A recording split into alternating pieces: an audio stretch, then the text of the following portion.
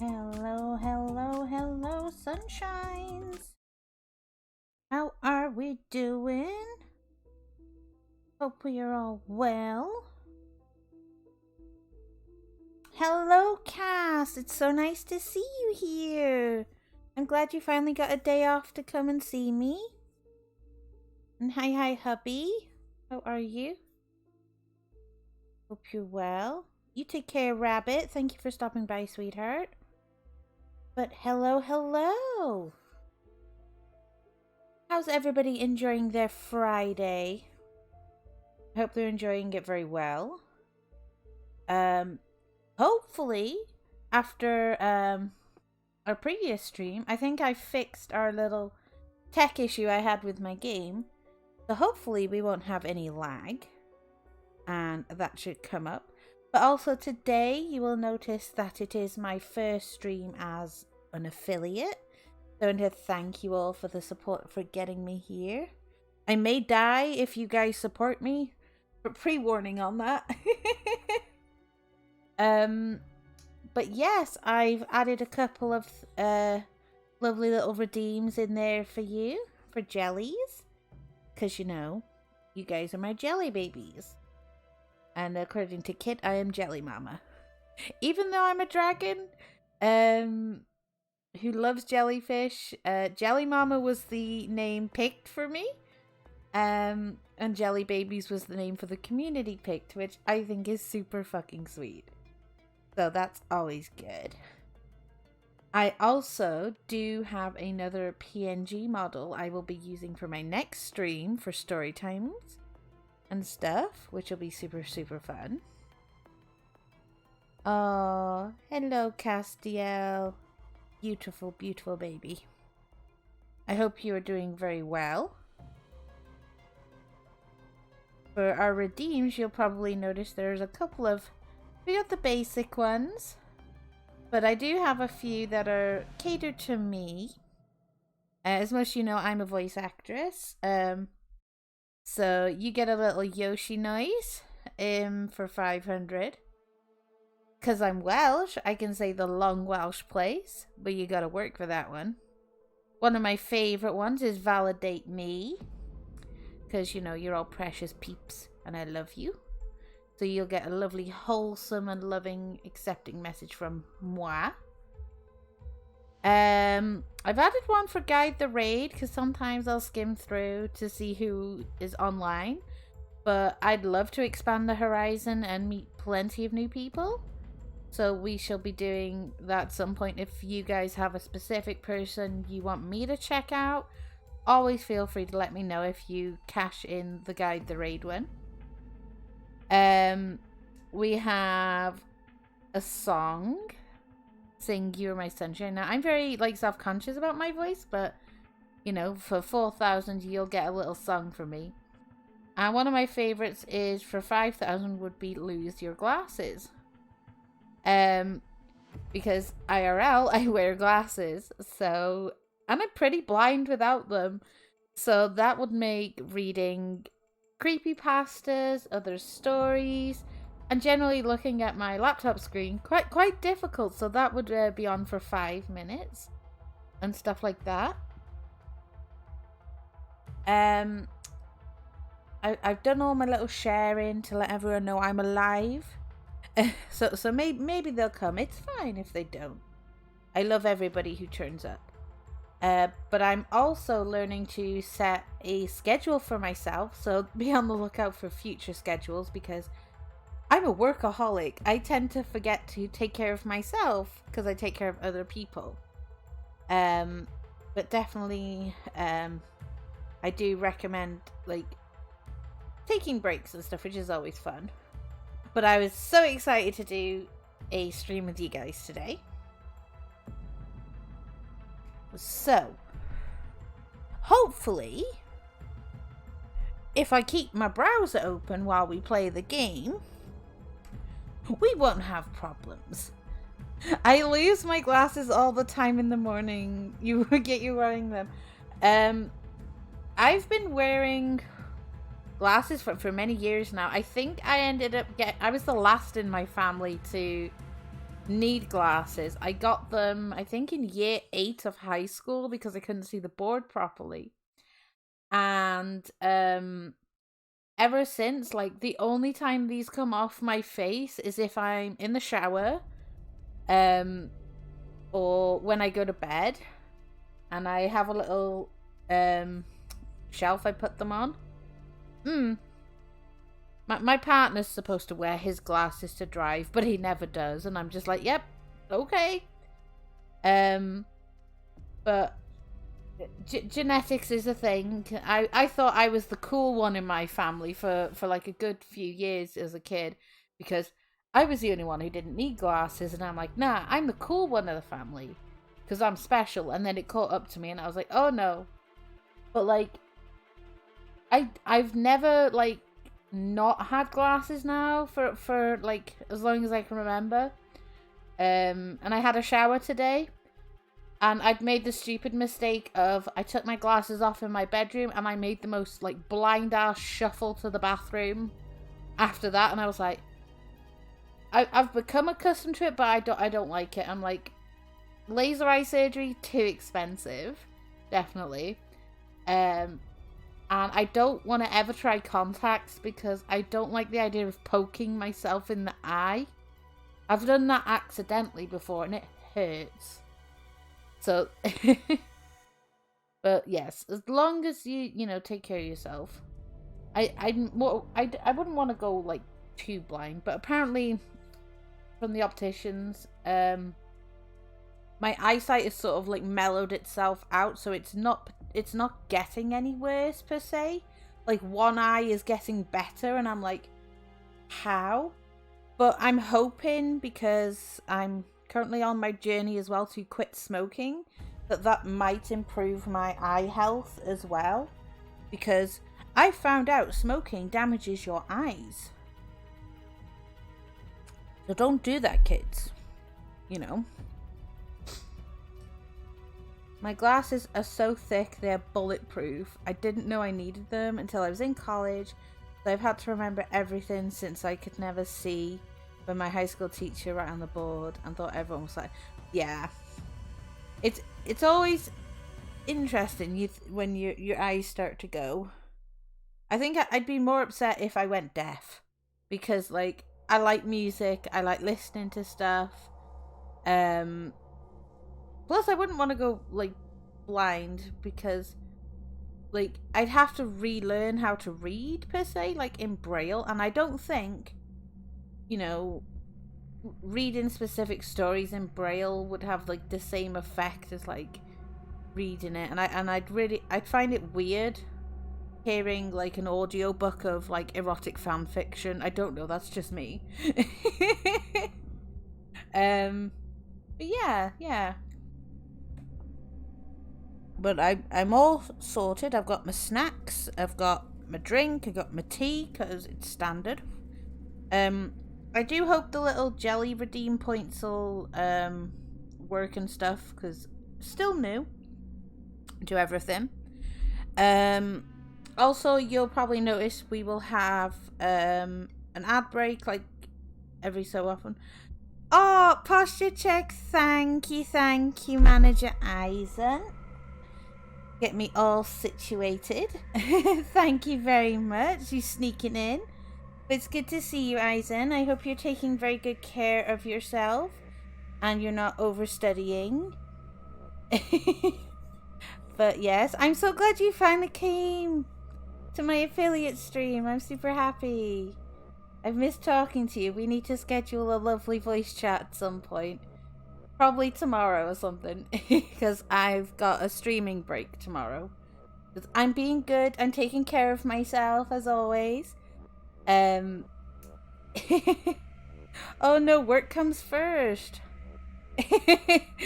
Firstly, congrats on achievement. Thank you so much. Work comes first to a point. Because I still need to voice record tomorrow the lines you've given me to do. So I've got those to do tomorrow. Plus, I wanted to take tomorrow off because my VTubing friend Elysium Phantom is reading on her stream tomorrow, which is the time I usually stream. But she's reading people's stories and stuff they've made. So I've sent her my first chapter of the novel I've been writing on Wattpad. So I'm really excited to hear somebody read that for me. And stuff. But work comes first to a point, Eisen. You know this. We have to take care of ourselves first. And things like that. Which is always fun. And it's the weekend, so I get to sleep in an hour tomorrow. It's super, super fun. Let's see. I've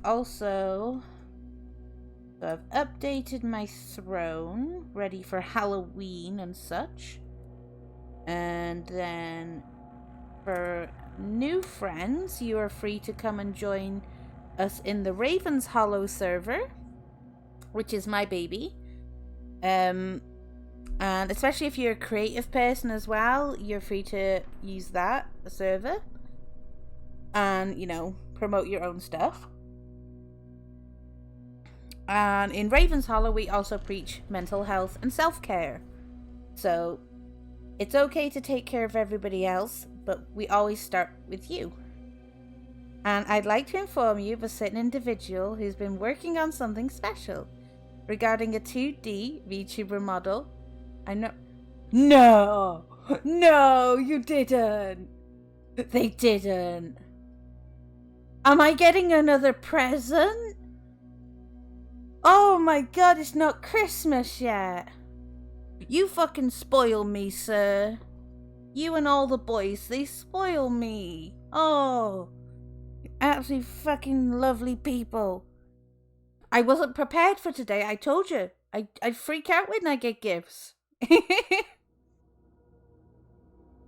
Not at liberty to say. You just like teasing me.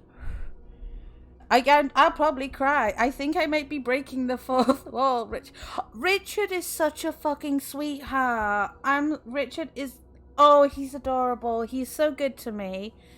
I still need to finish the Italia AMV video for him. Because, oh, he's just precious. You people are so precious to me. Like, are you spoiling me? I still love the artwork I had of him for my birthday. That was really pretty. And I'm just like, oh. Like, I don't do much for him, I don't think. But apparently he likes to draw me things, which is nice. I'm not sure if any of the emotes are working. Oh, we only have a couple of the emotes. Oh, my jellies haven't uploaded yet. But at least, like, you've got Nozobu, which is very tiny, but it's okay. But Nozobu is very tiny, which sucks. There's a lovely little pig crew thing. But the hamster I made myself is up, so I'm happy. Some of the emotes are currently pending approval, since I set it all up.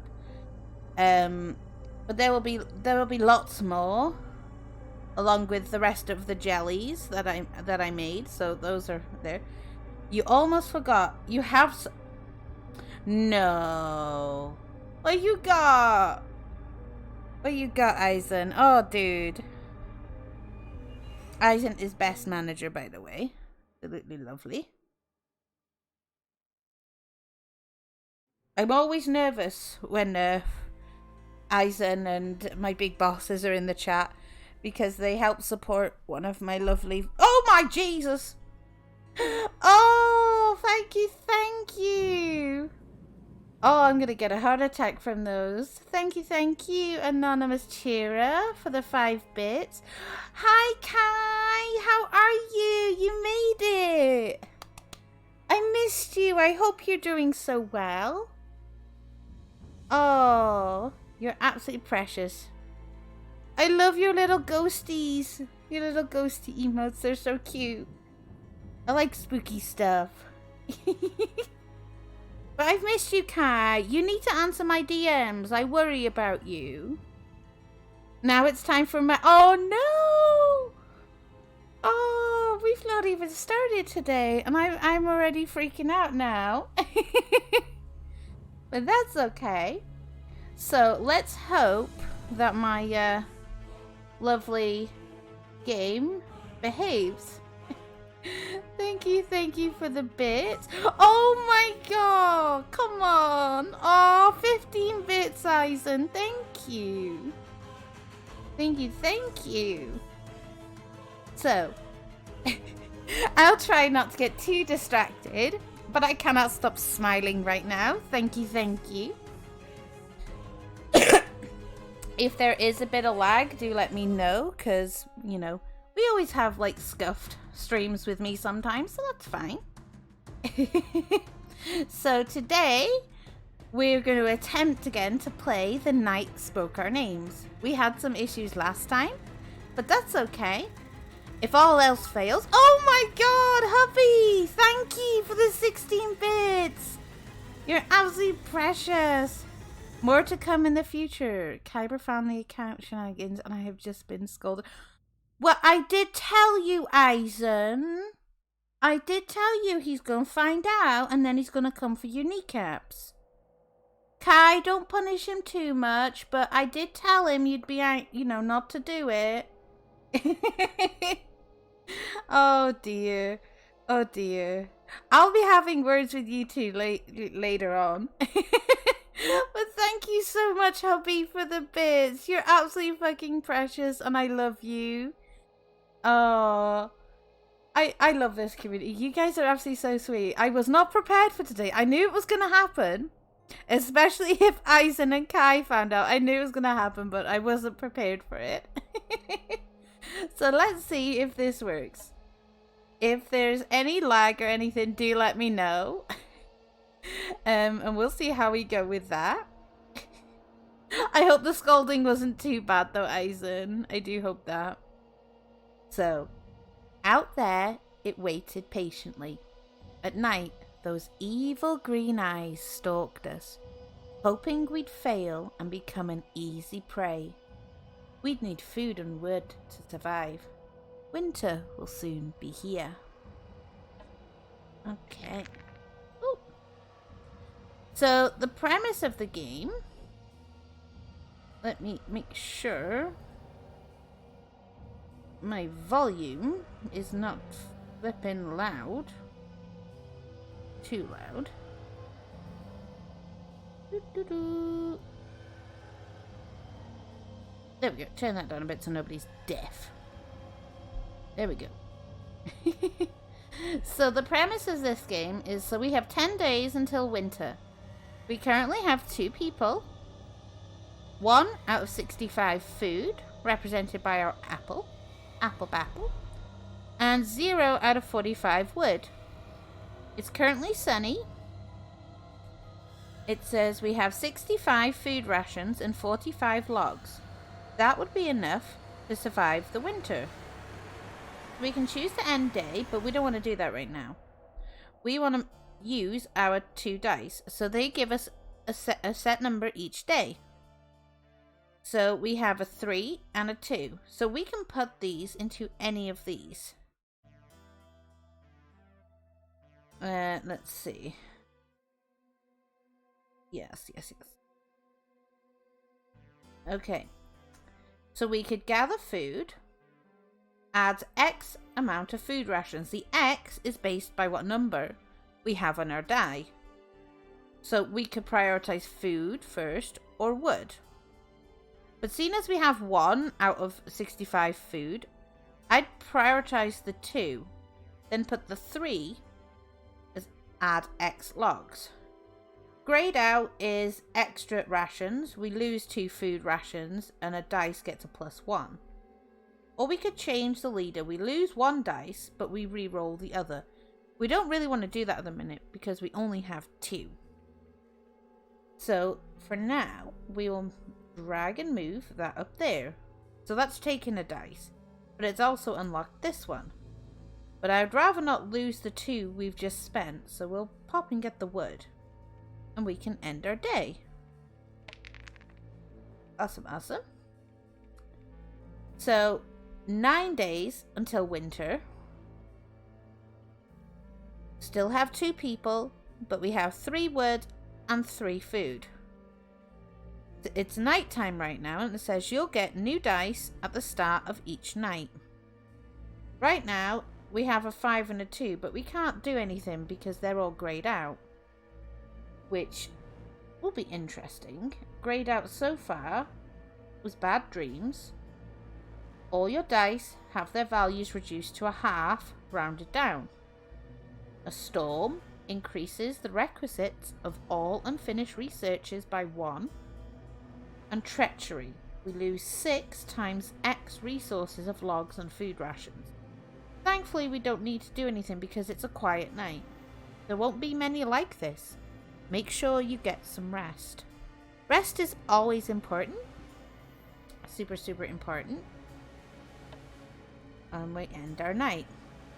So 8 days until winter. Oh, still 9 days.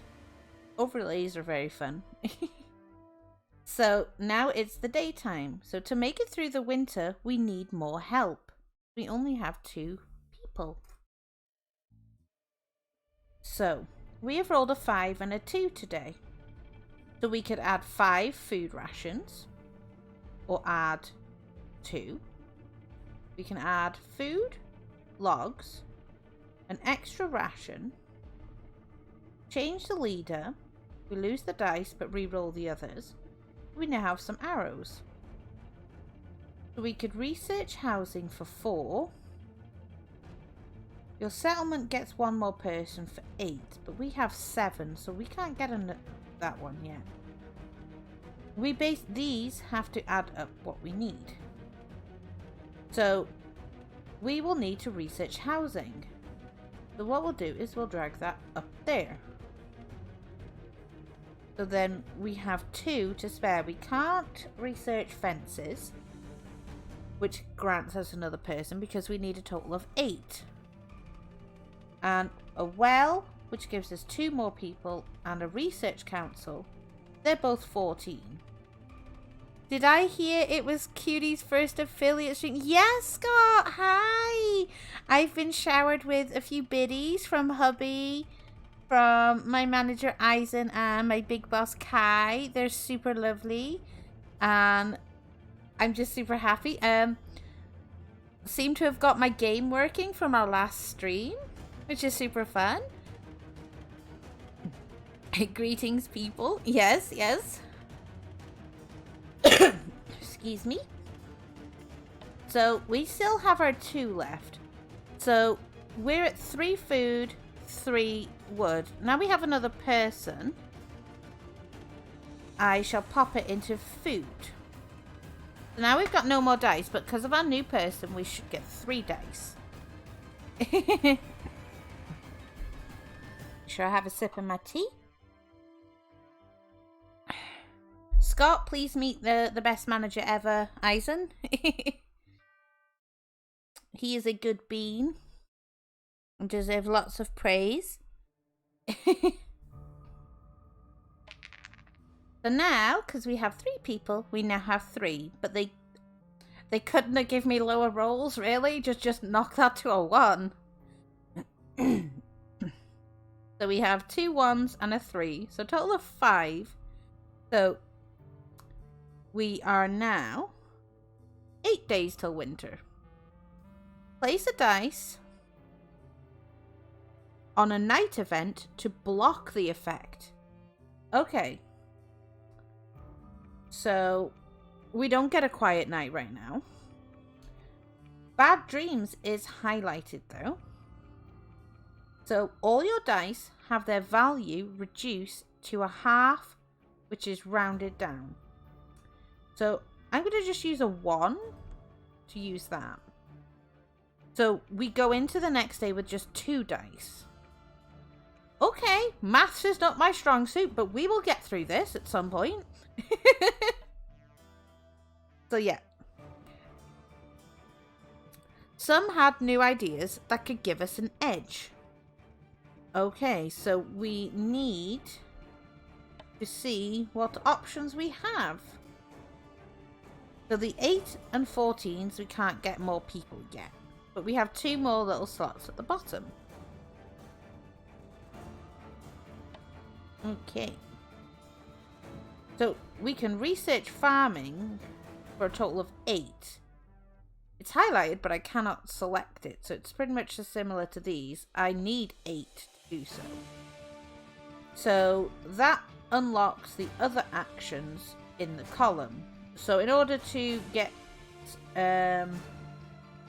new sources, napping, and collective effort, we have to wait for an 8. Oh, random number generator, you don't like me right now.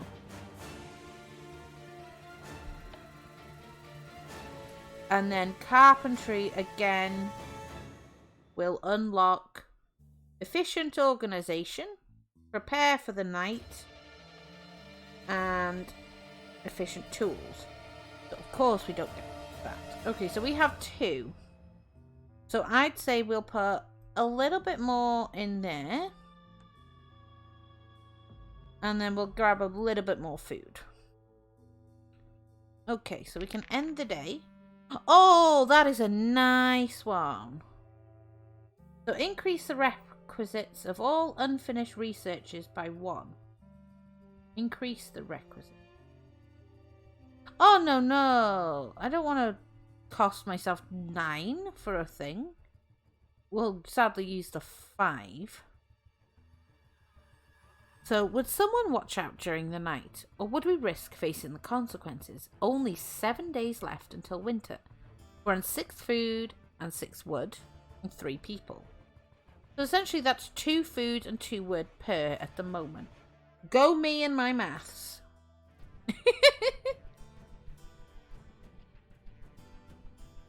Alright. Also, if any of you do have any fun browser games you think I'd like, do feel free to share them with me. It's whenever you want. You have me on Discord, and other bits and pieces. I also added hair dye to my throne as well today, because random chaotic moment was like, you know what, we're gonna dye our hair. So end the night. And we're back to the day. You've unlocked all the action tabs. So click the menu arrows to check them out. Hi diggity dog, we have 5, but we have 12 now. So we are going to have to see what we need to unlock. So I want to not try and get get this today. Extra rations, no. Change leader. Lose a dice but re-roll the others, no. So we can get another person, which gives us another dice. Or we could unlock farming. Add X plus 3 food rations. Napping, re-roll all the dice, including the one placed there. And a collective effort lowers the requisites of all research by 2. That sounds really nice. We have research carpentry, which unlocks efficient organization, which adds X plus 3 to logs. Or we could prepare for the night, so it blocks the negative effect of the next night event. So we can pre-block. Okay. Pre-blocking sounds good.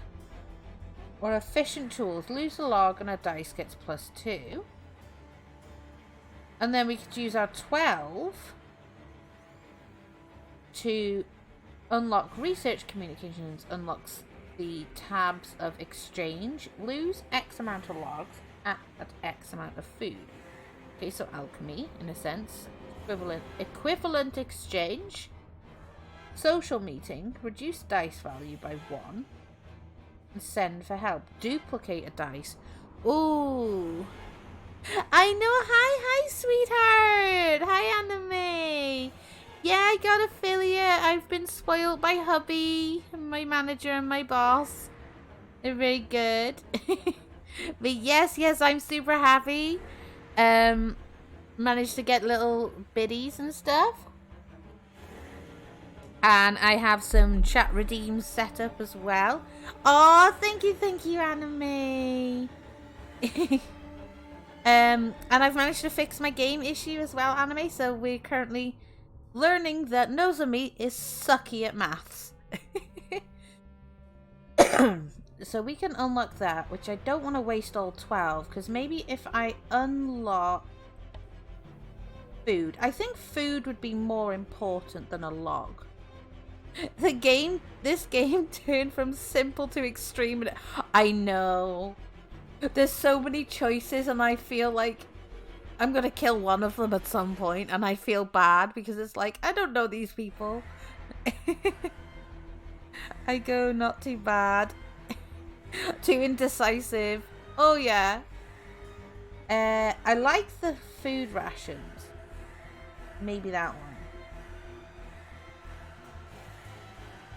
And plus we could do a nap, which would unlock re-rolls.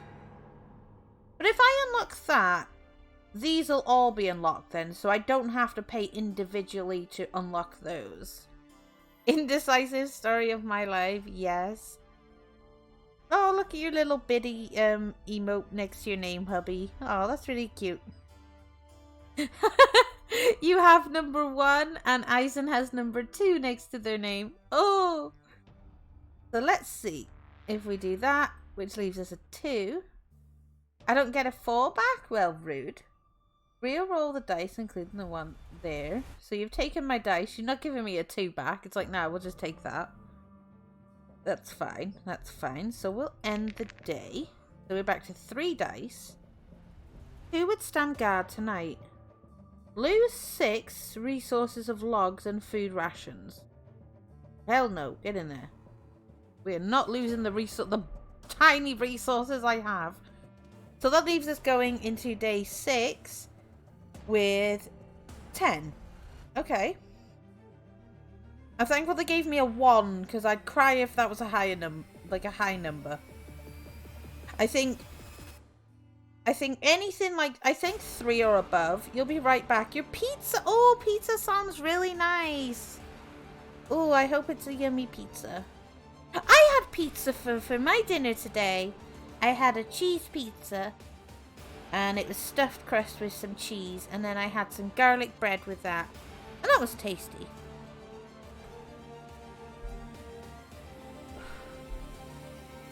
I gotta lay off the cheese though. I'm lactose intolerant and I still eat cheese. It's a curse.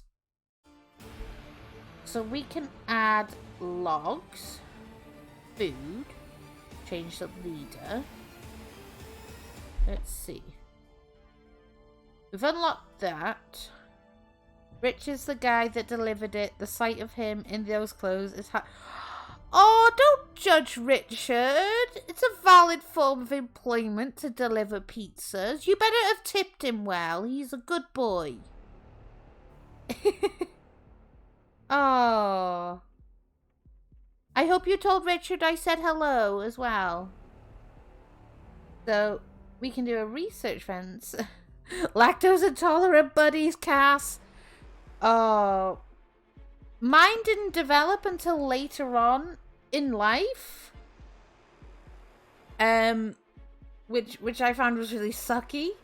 And yeah, a McDonald's milkshake was the one that did me in. I did tip him an Hitalia poster. Oh, yes. Yes, Richard loves Hitalia. It's a good bean. Well, as long... You've got food, so that's good. So, the settlement gets 2 people dices for 14, which we can't afford these yet.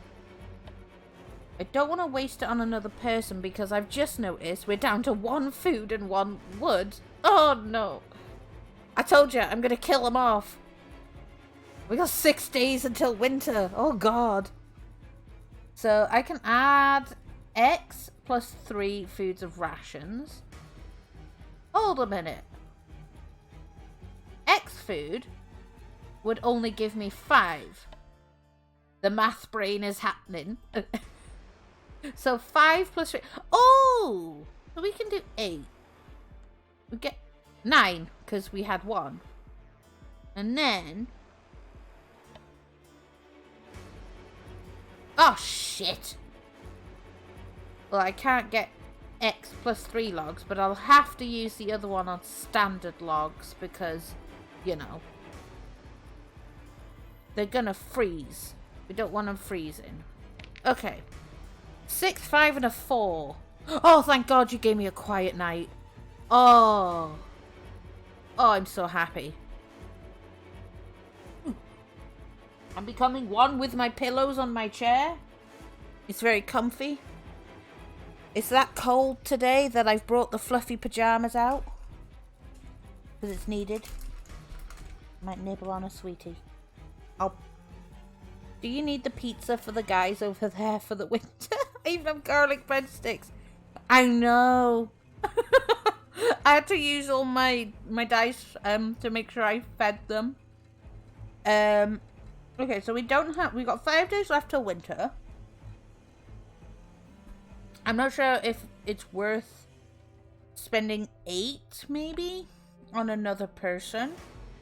So we got 6 food, 6 wood, 9 food. Okay. Oh, tea is cold. It's blasphemous, my tea is cold. Okay. Where are we at?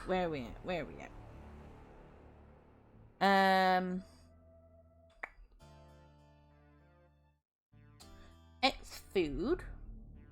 I want to try to not do that one because I've got the multiplier. Change the leader. Could use 8 to get another person.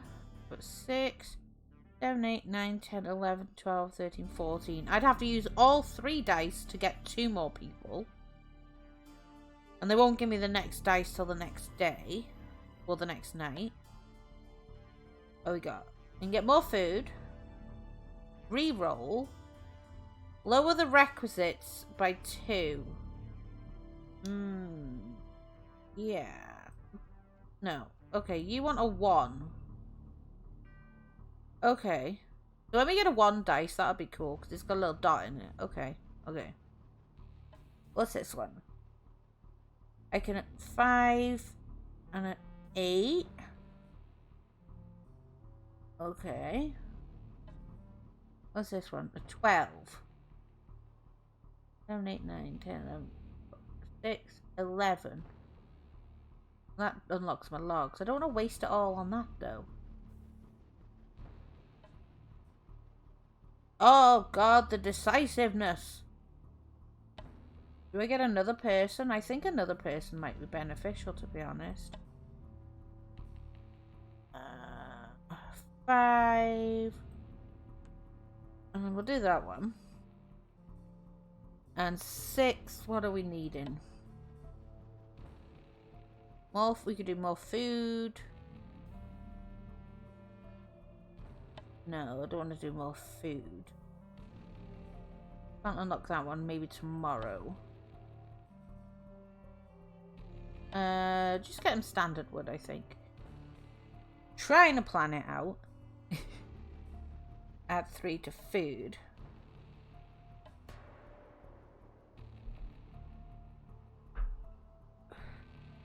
Also, be proud of me, Eisen. I am on my journey to stop smoking. Be proud of me. We'll get logs. Yeah. Okay, so now we have 4 dice. So, 6, 12, 13, 14, 15, 16. Yes, I'm counting the dots. All your dice have their values reduced to a half. No. On the other hand, night's unsettled, all of us. 4 days till winter. Oh, they're gonna die. It's fine. And we end the night with 3 dice. So now we have 6, 10, 13. So we got 9 food, 12 wood. Are they expecting me to get all the way to 65 and 45 in the 4 days? Oh, shoot. So we add X logs. Lose 2 food right. No, I want my food. Lose the dice, re-roll the others. No. What we got? 14, 6, 10. Oh, we can't do those ones. Okay. We could add amount of food. And +3.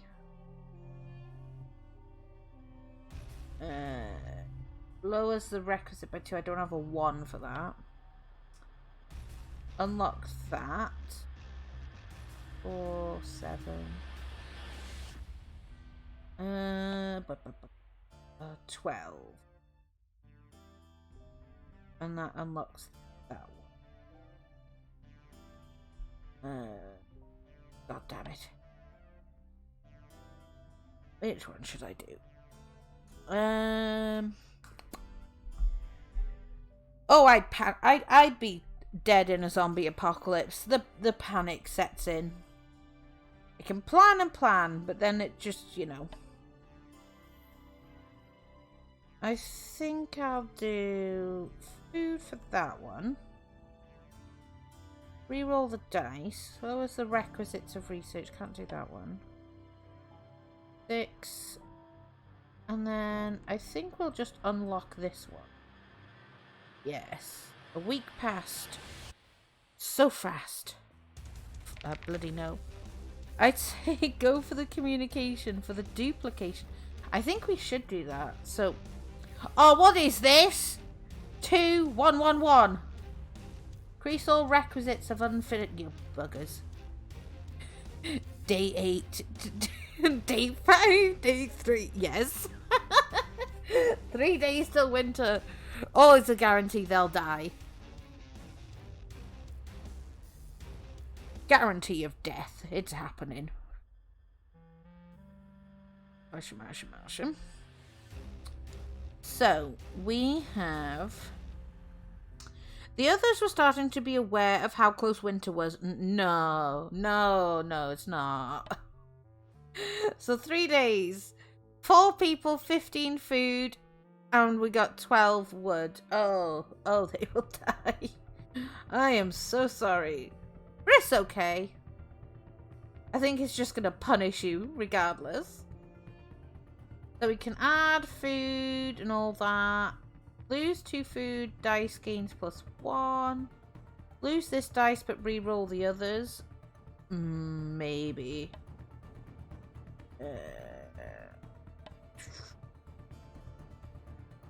Reroll all dice, including the one. Oh, give me that one.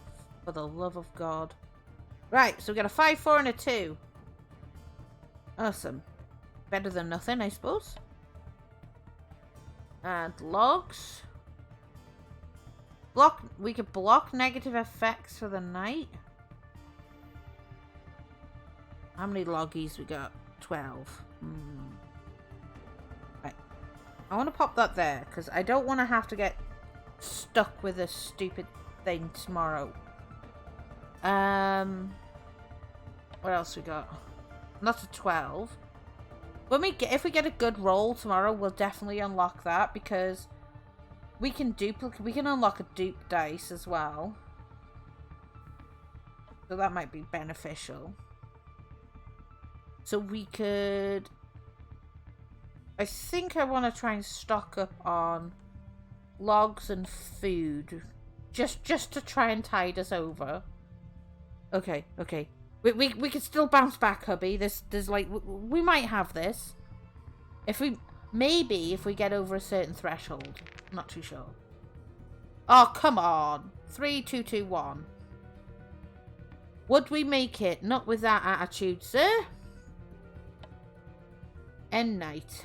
Only I'm allowed to be the pessimistic one here. Not you, game. The sun was bright, but the air was getting colder. Right. 2 days till winter.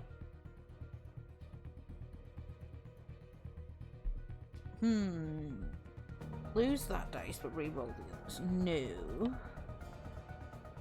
Can I re-roll the 1? Re-roll all dice? Yes. Awesome. So 4, 4, 3, 3. So 8, 9, 10, 11, 12, 14. God damn it!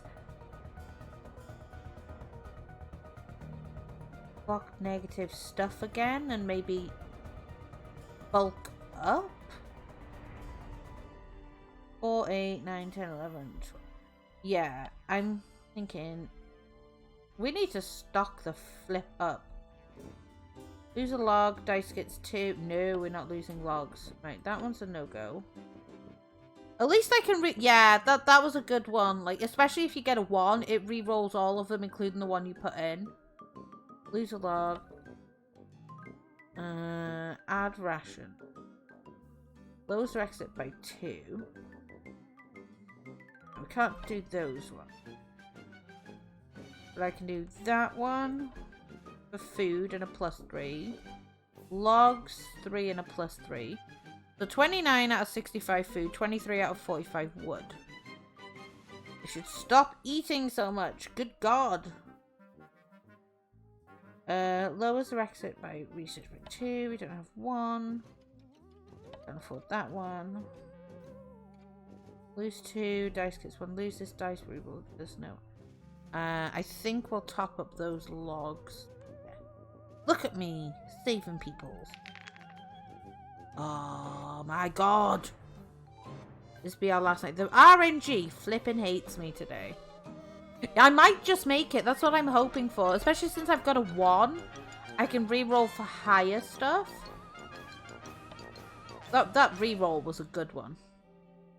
We did all we could. 1 day to winter. Gods. They're more pessimists. You spoke too soon. I know. They're pessimists, dude. They're taking my title. I's the Sag Dragon.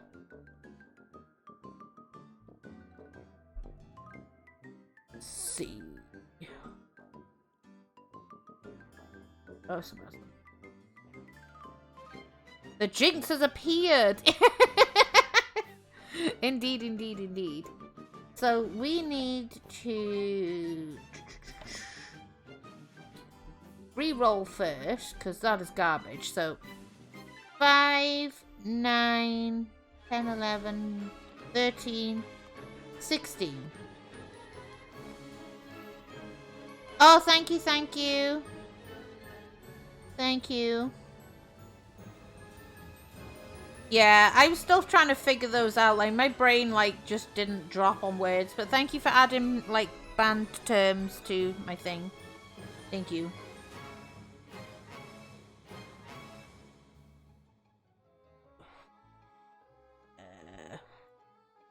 What else? So, we got 4, 8, 9, 10, 11, 12, 13, 16. Oh... I don't think it's generally worth unlocking this one.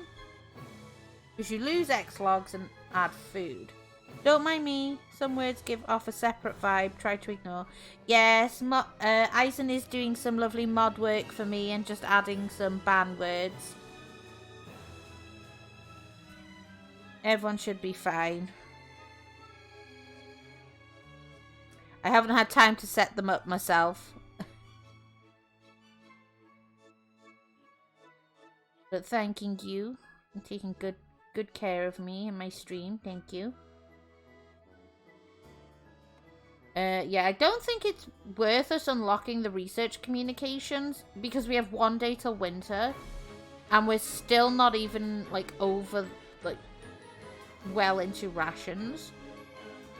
I want to add, let's see, if I do that with the food, and that with the logs, that's 36 and 34. If I lose a log, dice gets 2. Lowers.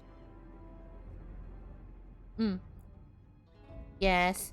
Eisen takes good care of me, Scott.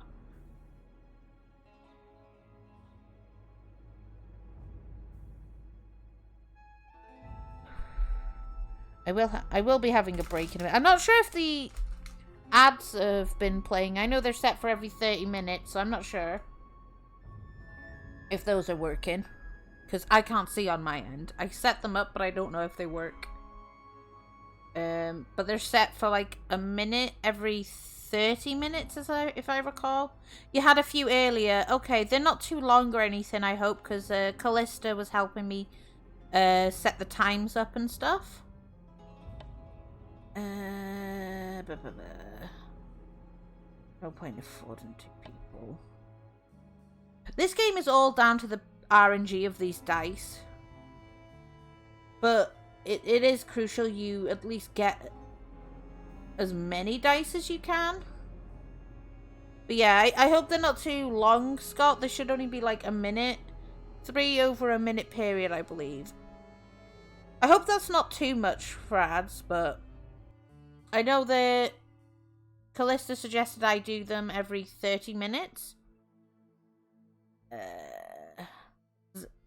Help support the channel. I still can't believe Ken was really nice enough to... He gave me a little bit extra for the chibi I made him. He was such a sweet dude. Which means I can buy Phasmophobia this weekend, and Crumb said that she will help me learn the game. That means I could probably help play on other people's streams when they do it. I've had like 8 or 9 back-to-back ads before, so don't worry. Well, I just hope they're not too I know some people get like a bit annoyed, but like, especially if I know you don't really get ads if you're subbing. But, like, it's one of the ways we have to sort of make money, I suppose. Let's see. So I got a 5 and a 3. Wood or food?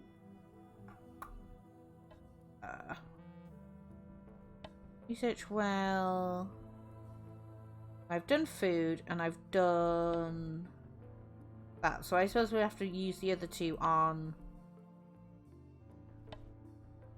just standard food.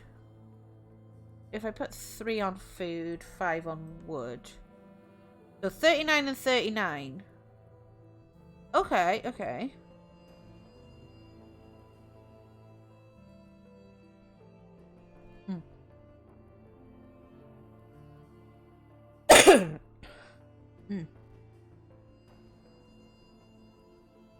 Yes. Streams are usually say so. Like, I'll drop a couple of swear bombs, but that's just me. But for the most part, yes. I also have Phasmo. Yes, yes. I would definitely do it. Like, I was... I've done 2 chibi commissions, and I'm now able to at least afford Phasmo. Next on the list would be DBD, but, you know, I want to try and break out my comfort zone of horror games. But also because of my ancient laptop, I can only, when I'm streaming, do browser games at the minute. But I still want to get the game so I can play with everybody and things like that. So we did all we could one day for winter, so we'll have to end it. It came in the middle of the night. We were starved, cold, and unable to defend ourselves. It devoured everything. When the last of our screams faded to the sky. God damn it! Oh! So they don't count it. You have to get exactly 65 of each. What in the God's damn name? God, oh! I worked so hard! Oh, damn it! Oh!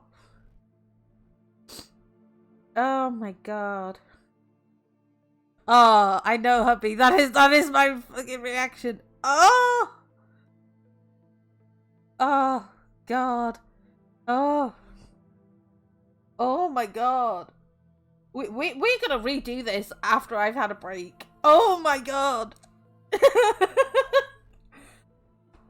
I would have thought if you got just a bit over half, you'd possibly live. But no. You have to get dead on or you're screwed. It's like, oh, you're crap. No. Oh, Eisen, you missed it. My partner, comes into chat sometimes. He's currently working now. Hi, Eva! What in the forsaken godless will is happening? So we are playing a fun game. Which is based on RNG. That's why I'm scared of winter. The thought of being frozen for 6 months. You should come to Britain. What did I even come into? Chaos. I've lost a game. We died. We worked hard and I ended up still killing the people.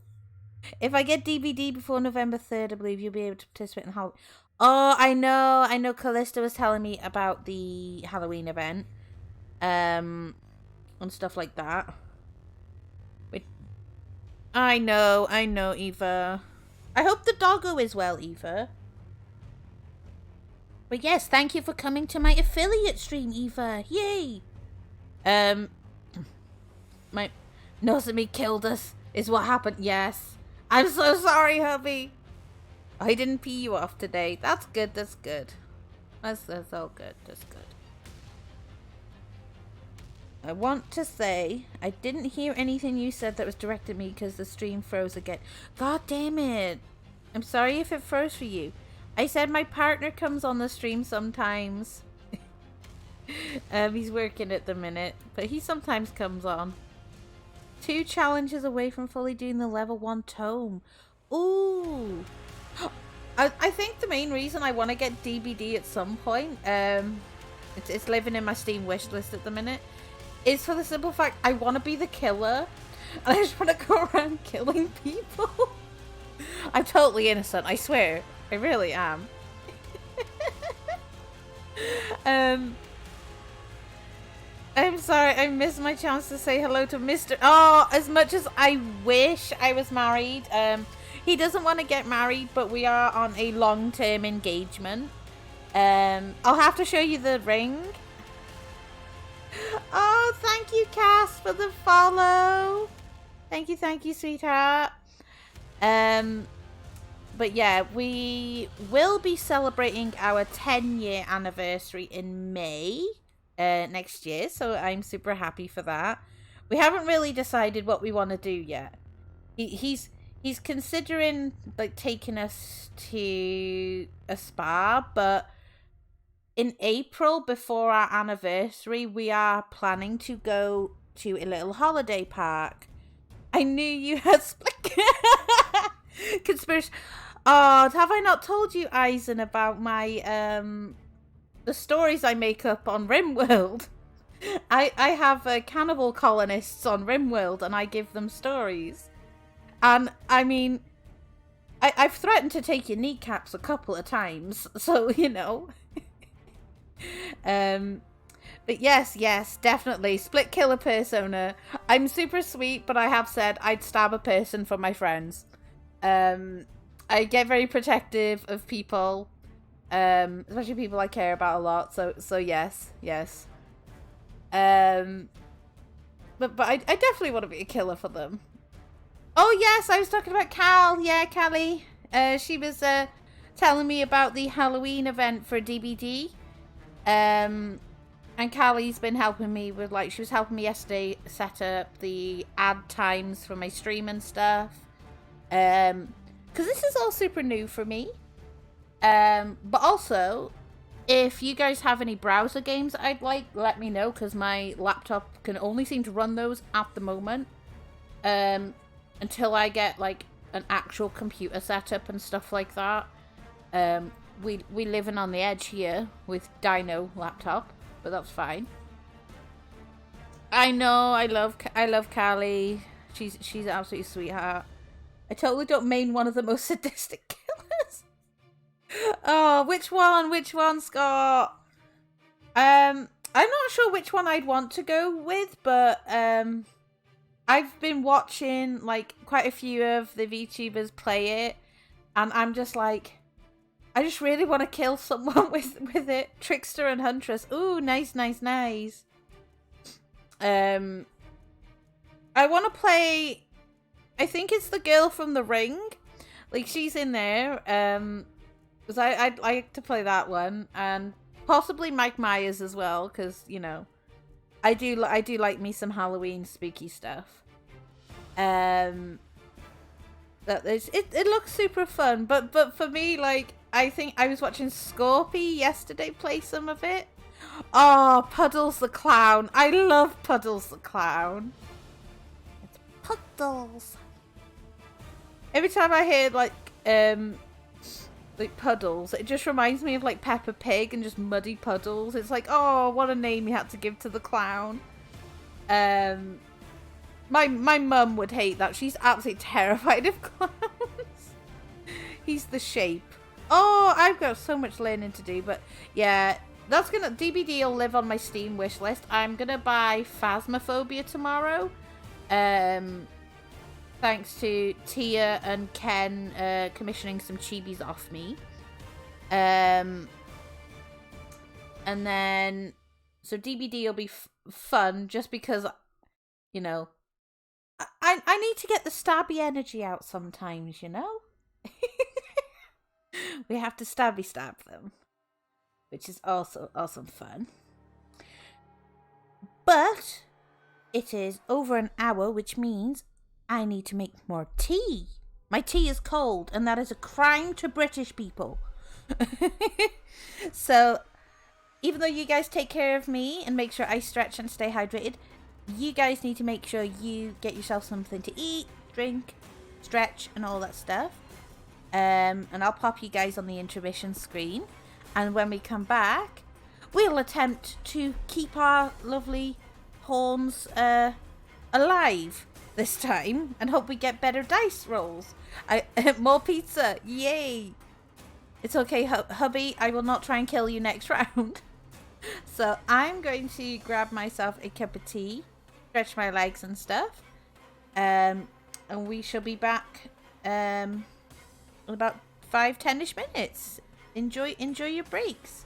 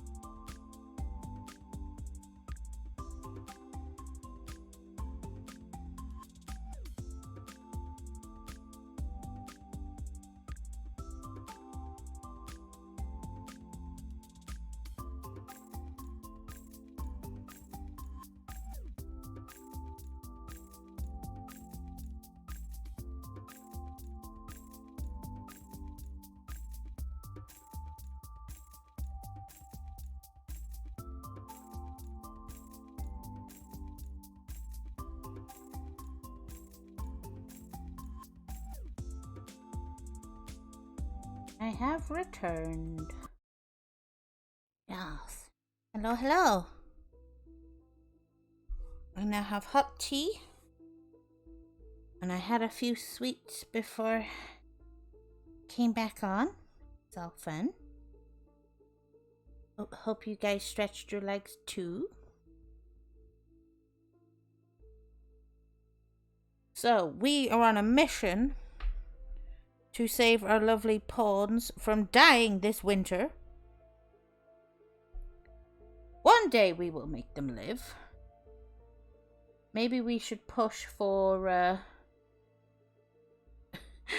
Hello, Tora!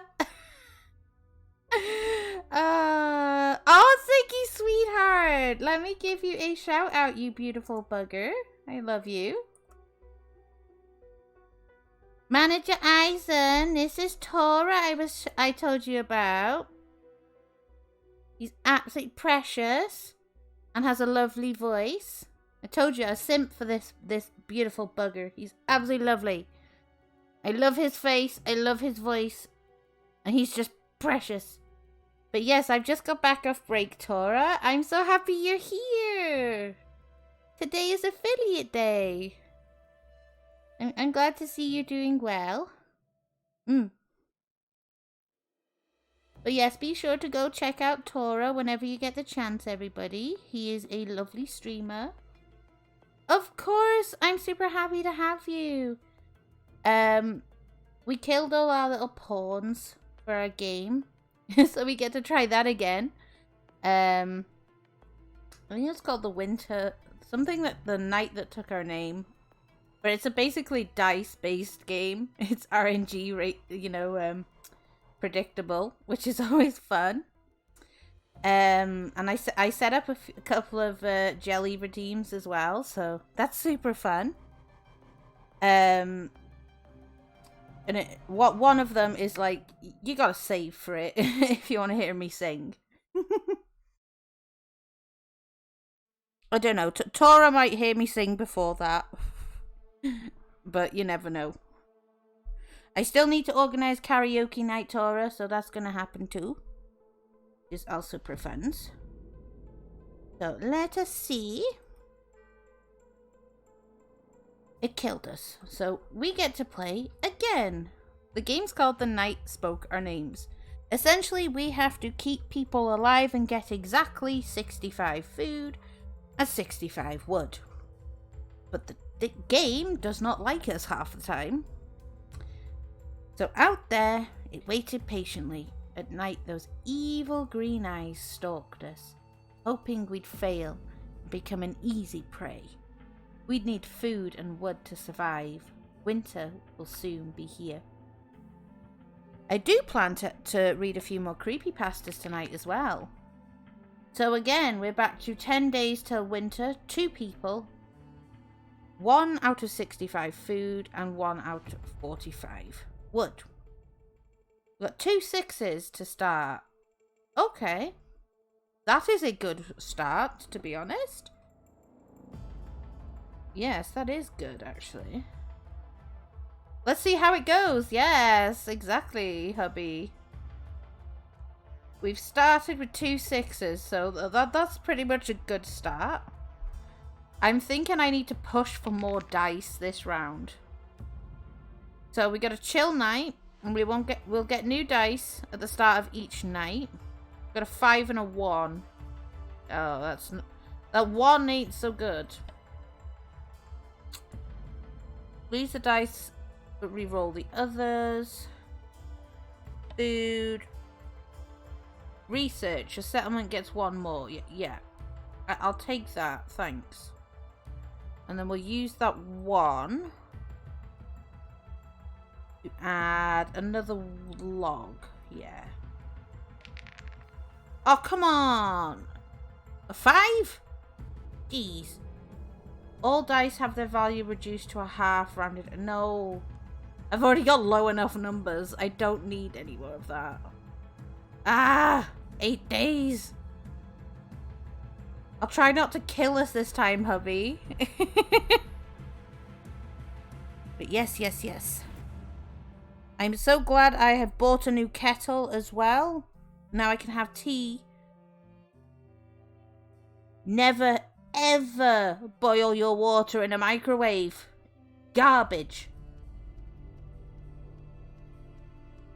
I was resorting to using the stove to boil my water for a while. Kettles are just genius. So we do food logs. I don't want to lose any food. No way we can afford that just yet. We can't get another person yet. Or research farming. Or carpentry, for goodness sake. They have to charge you 8 for them. I know my math ain't that good, but 4 is not 8. Boop-a-doo.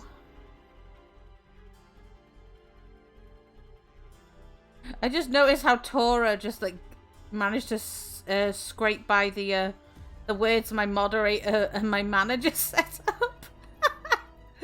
Ah, say so, Tora. Say so. I'm only lewd in the discords. It's fine. It's fine. I'm an innocent being. I swear to God. No, I kid. Oh yeah, I forgot I was telling you guys. So, my 10-year anniversary is obviously in May. We were gonna do something for it, but in April we're going to a place called Haven. It's a caravan park holiday home, and it has lots of like fun activities for kiddos and stuff like that. And we get to bring our dog with us too, so it's like a nice family holiday. And I've not been like on holiday like since I was like 17 when I went to Portugal. So it's nice, a nice family thing, but I'm hoping that the British weather will be accommodating. But that's excitement. I can't believe Halloween is so close as well. Let's see. So we can do food and logs again, because everything else is expensive. Ah! Pure chaos. Pure chaos. Do. Oh, a storm increases the requisites of unfinished researches. Fuck you! No! No! Nozomi's so pog. Yes. Exactly. But yes. I hope you got enough sleep, Tora. I saw you in the Discord earlier. Buying more art commissions. So we got food, logs. So we got 6 and a 3, so 9. Ooh. I could push for another settler this one. Yes. We'll risk it. Feckin' risk it. Okay, so 6,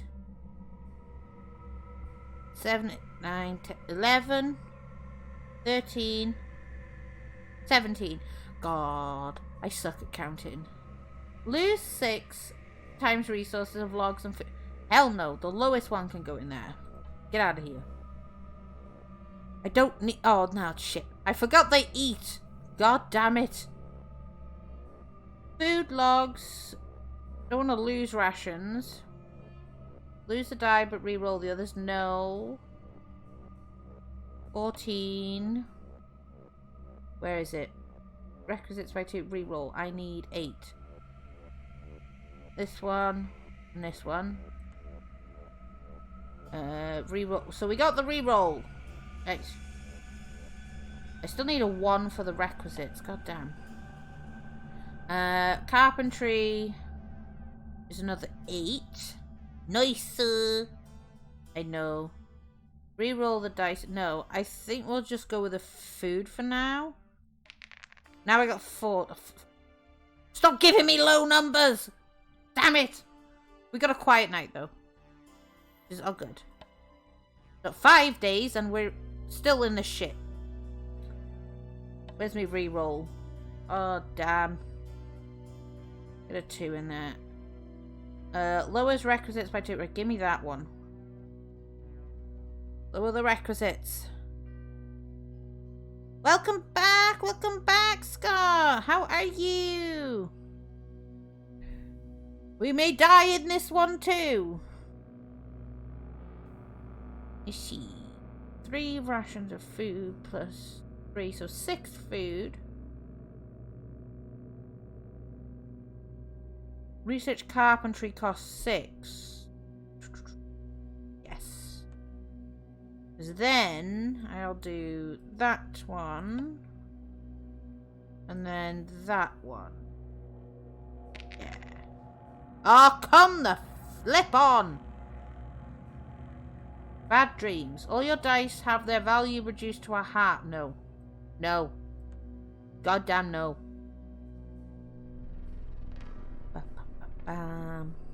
So 20 food, 11 wood, 4 days left to winter. Jesus. We got to think smart, people.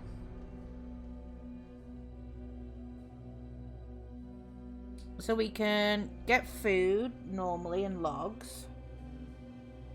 No.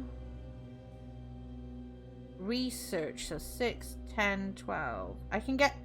Oh. Oh.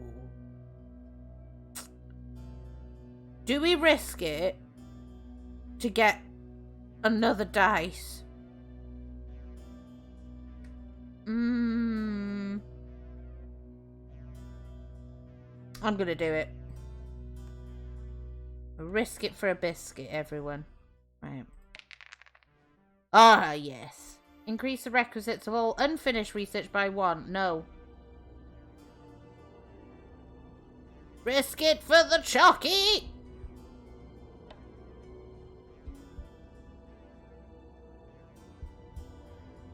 Logs, leader. I could do 6, 5. No, I don't want to get another one. Reroll dice. I don't think we need to reroll.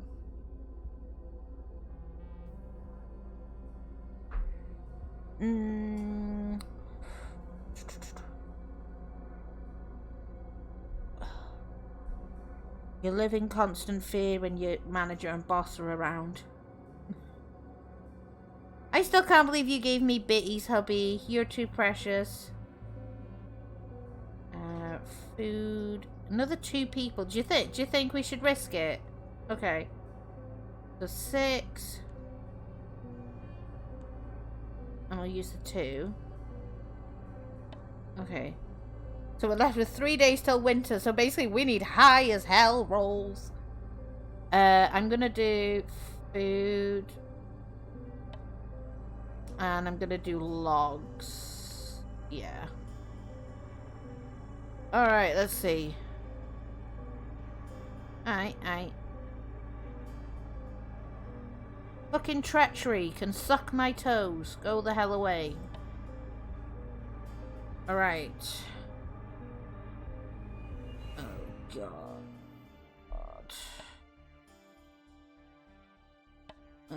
What do we do? We don't want research requisites. Lose a log. Dice gets +2. No. I've got a 6 there for that one. Lose logs, reduce dice value by 1. Send help, dupe a dice. No, I want to dupe one. Use 3 for a reroll.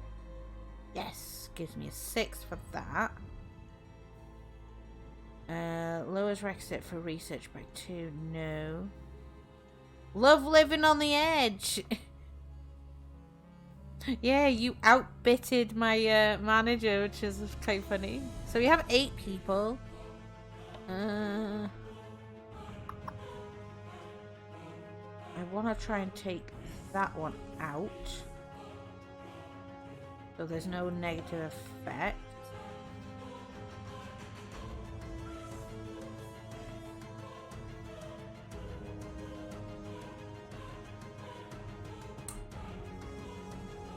Could unlock this one actually.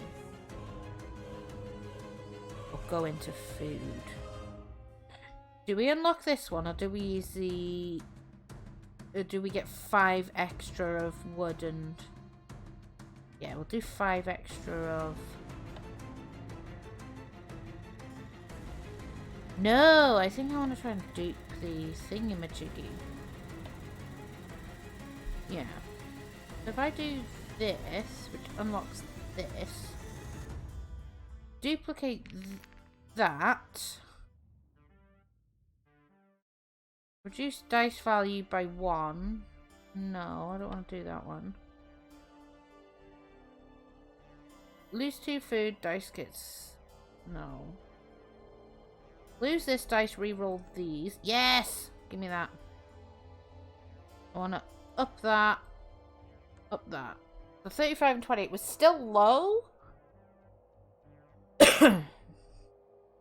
So I love edging. Do you? Yes, he does.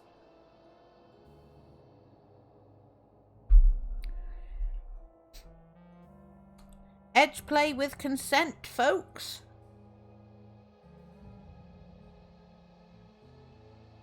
Right. So... Oh, fuck you. Look at all these ones! What is this? Here's me reroll. Reroll. Thank you.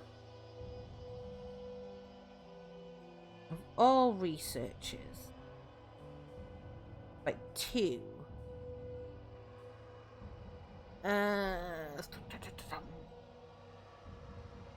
That's a 6. That one. Lowers the research by 2. I've got no more research to do. I'm gonna dupe that one. 5. Negative stuff. We're still gonna die! Lowest requisites for research.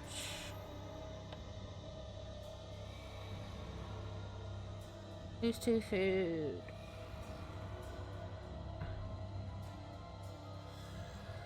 Oh, no, that one.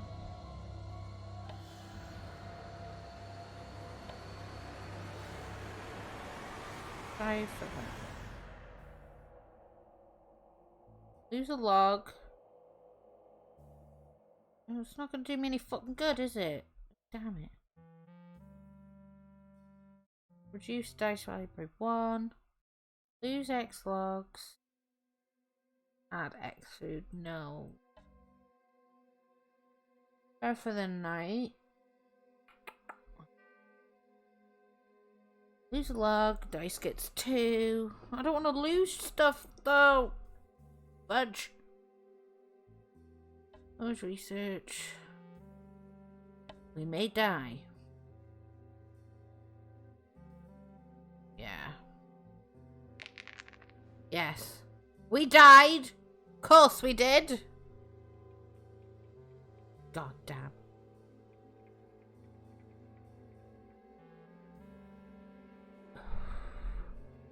Why is the world a cruel place? Ever so fucking cruel. As always.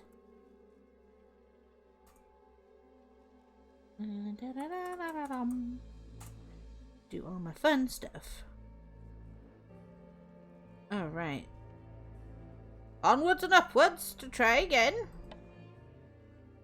The night spoke her names, of course it did. Which will be here soon. They do not give you enough time to do this. So wood, food. High on the wood. 9 days, 2 and a 5. Sleepless nights, of course, Food. So that's gonna cost me 4 for another person. Yoink. And then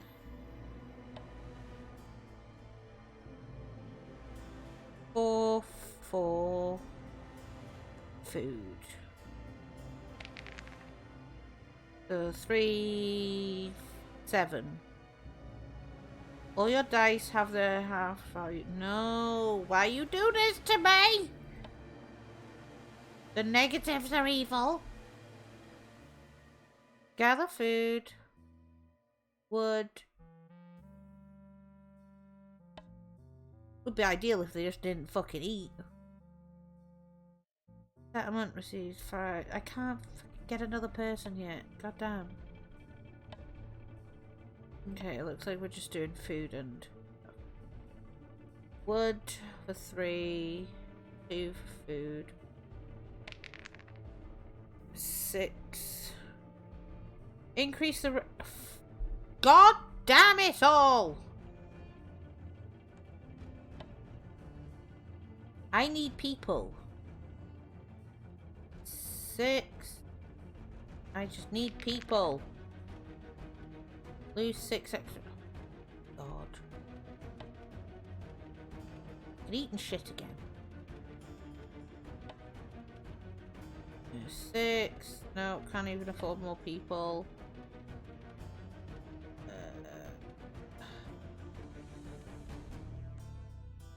Do that one. Re-roll him. A 3. What are we low on? Oh, we're low on everything.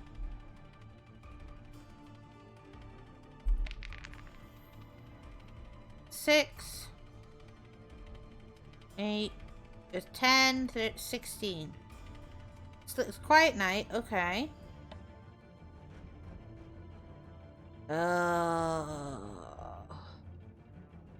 There's gotta be a way to do this. But I haven't figured it out yet.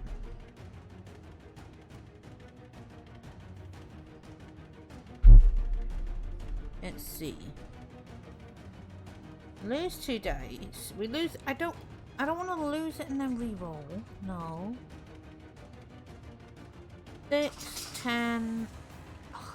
If I were to get 2 more people, I'd use this entire turn. And we are super bad. 3. Re-roll the. I'm gonna chance a re-roll. Oh, it was ruined. Lower the requisites. I want that. 5, 6 for that.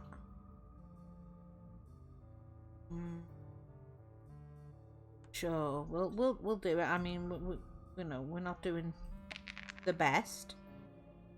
6, 10,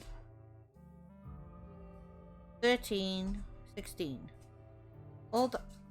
Why are they punishing me? I'm being punished. 6. X logs. Blue. Dice gets +1.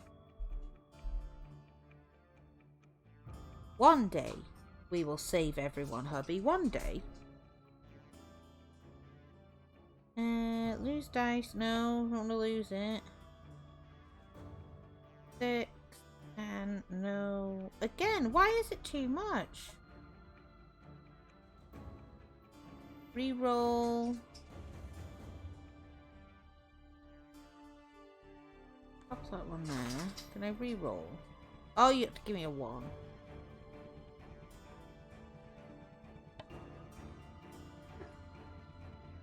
We'll block that.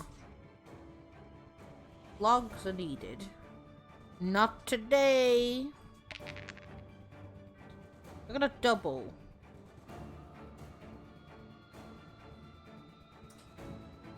instantly I want to... Is it worth getting more people?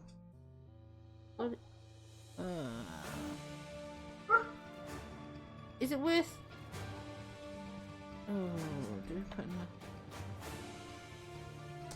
Okay, let's put this into one person. Because they don't automatically give it you then and there, do they? Reroll those. Well, it made no difference at all. And then... those will just do that. Okay, so 6, 10... Oh, I'm not losing resources. Go away. 2 days. They give you such a less amount of time.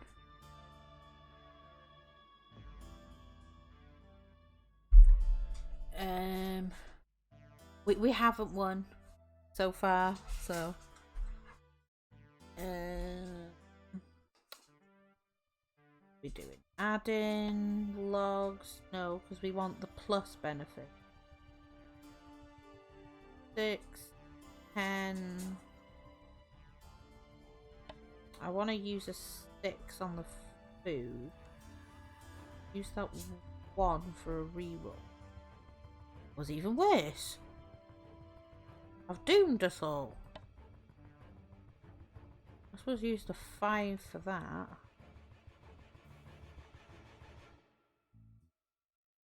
I don't have many logs to lose. Oh, we're gonna die again. We're gonna die again. 8 bits. Dice get plus 2. Can't even unlock that either. Okay, lose this dice but re-roll the others. Okay, so I'll take a 5 and a 4, so. Logs. Food. End the day. I love how they give us a quiet night before we die. Okay. So instantly I can put a 6 in this one.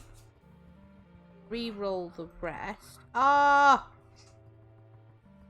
Why? 6 for the logs.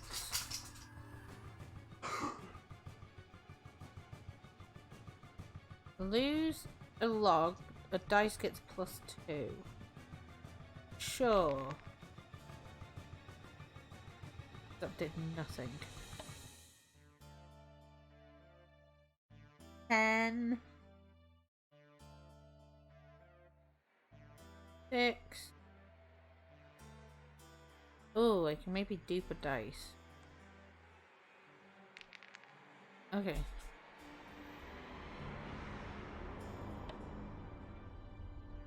And then food. Logs. 53-32, and we're still dead. Still, god damn it, we're dead. Oh. Sad day. Okay.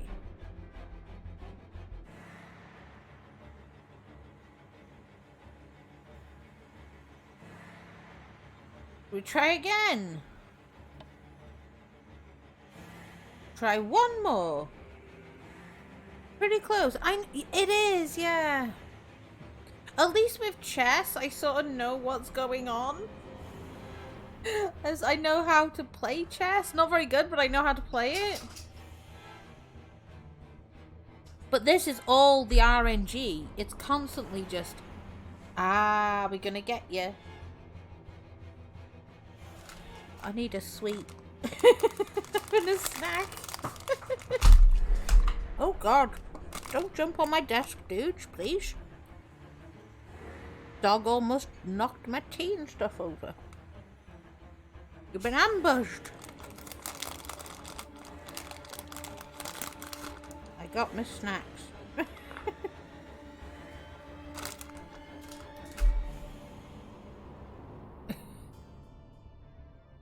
my doggo is having his crazy runarounds. Yes, you, Mr. Isaac. Yes. We sacrifice your manager for better luck. No, I don't think Eisen would be happy to be sacrificed. Let's try again.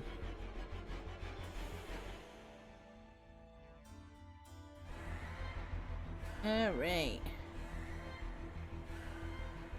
I wonder what it is that's out there with green eyes gonna get them. Look at this. A 2 and a 1. Reminds me of Knucklebones in Cult of the Lamb.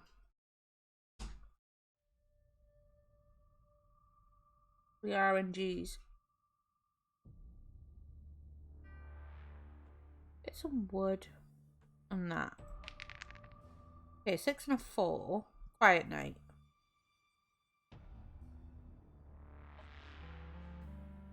They charge the people like so much just to get new things. Okay. That's a 4. Instantly get that one. Then I will add some wood.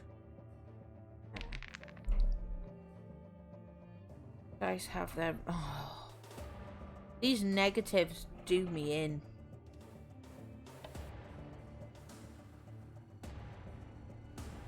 This will be the last round, and then we'll read some creepypastas, I think. Before I scream at this thing.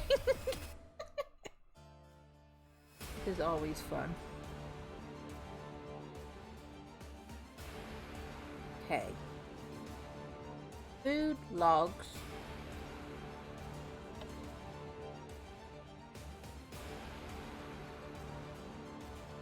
Can't afford a new person anyway because that's 8. And all the other research is at 8.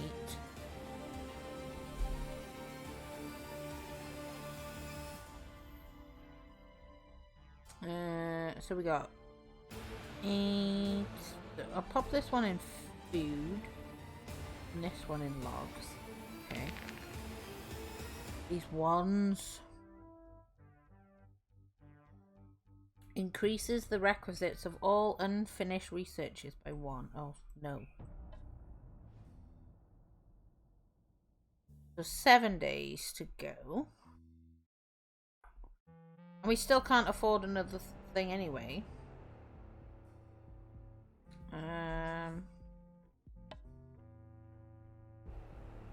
No, we got 7. Everything else costs bloody 8. Food rations. What? 6, 5, 11, 12, 14. Lose 6 no, I don't want to lose the resources.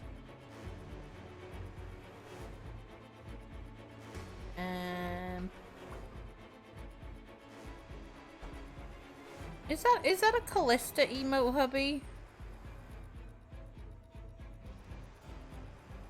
End the night on that one. So 6, 11.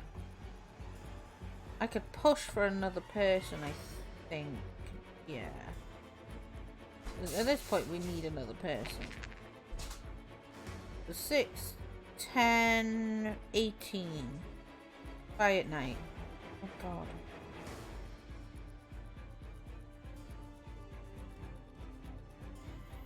Oh, look at all the precious emotes. Oh, it's so precious. Yeah, some of my emotes are still pending, like, approval. Only one of my little jellyfishes has arrived through. Still new, still new. We got logs. 14, so 6, 10, 14. No.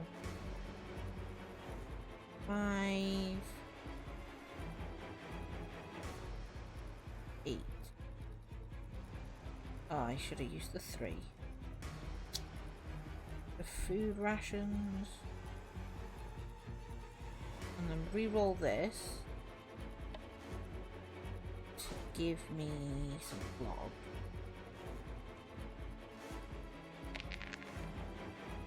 Oh, I don't want these stupid evil things. I think these are RNG'd as well. I'm hoping they just give us more peaceful nights, to be honest. I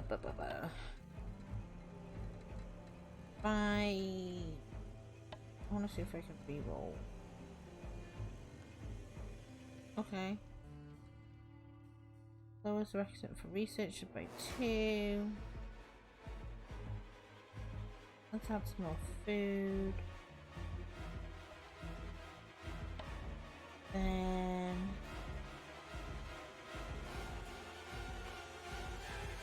log.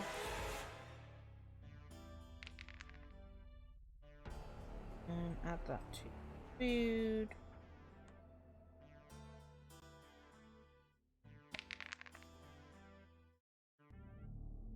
Increase the requisites. That's fine, I'll deal with that one today.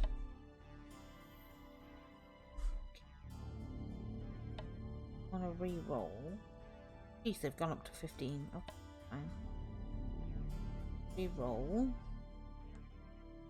So 6, 10, 14, 16. That one.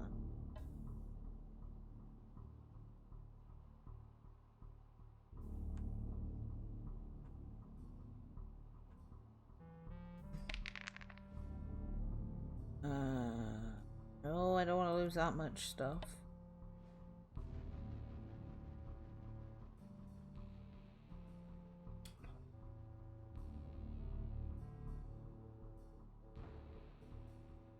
I 6 and go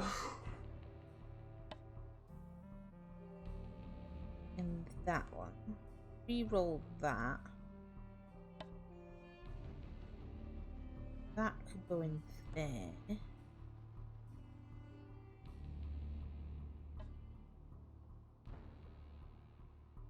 I won't be able to get the duper dice. Add some more wood. Right. Quiet night before we die, of course.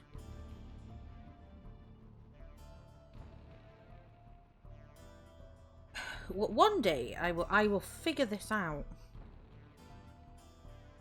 We need to definitely re-roll. Right, we'll do that and then re-roll. Oh, that was useless, wasn't it?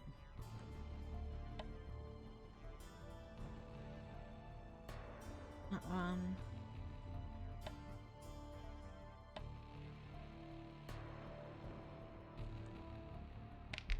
Oh, we did. Of course we did.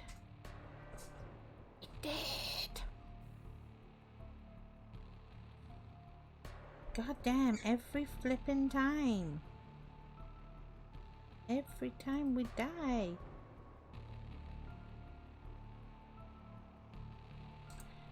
There's a fitting emote. Dead jelly.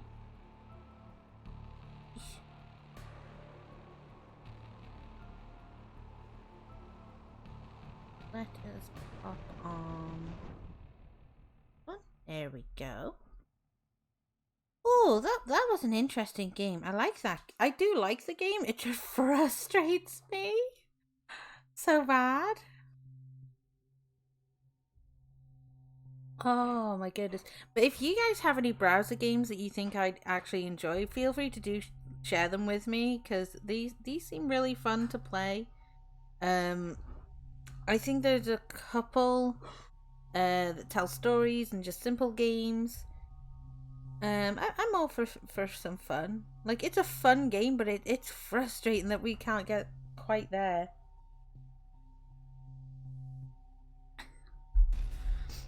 But yeah, that's always fun.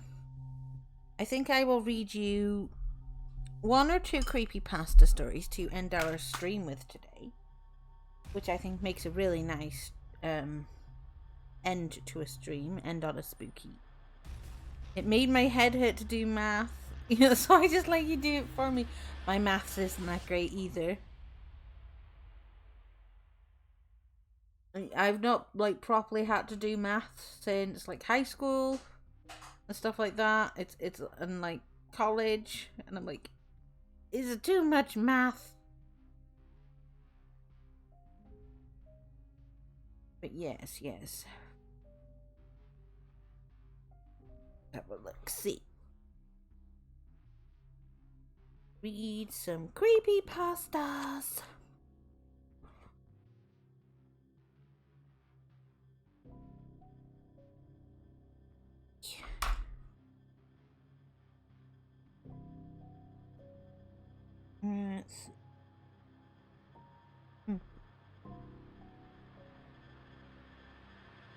Are you all sitting comfortably?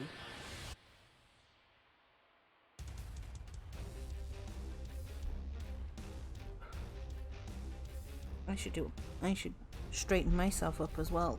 I'm slouching. I'm being one with the couch again. Ugh.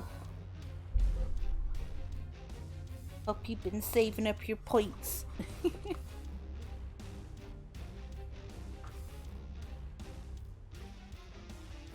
I gotta get me some more books at some point. So this story is called She Beneath the Tree by Michael Marks. The first time I remember feeling true fear was in front of that tree, an old decaying thing standing right in the centre of an otherwise flat field on my grandparents' land. Its long trunk twisted and knotted around itself. Its branches reached out like gnarled hands toward grey skies, as if it were in prayer. It was just a tree and nothing more. At least, that's what my father told me. I knew, though. I knew better than that. It was not just a tree. It was evil. Even back then, I noticed that something wasn't right about it. It was as if the grass refused to grow in a 5-foot wide circle around it. It was like none of the animals would approach it. You never saw a squirrel or a bird nestled amongst its black, dead branches. I can remember standing in front of it at the age of 6, my father and grandfather standing behind me, talking as I stared up in frightened awe. "That thing is an eyesore, Pop," my father said, taking a few steps toward me. "Why don't you just cut the damn thing down?" My grandfather, a man still quite fit at that age and still sporting some of his original dark colour of his hair, balked at this. "Thing's been there as long as I can remember. Besides, it ain't doing no one no harm anyhow." That was the last word on the subject. Grandpa said no. So there it remained.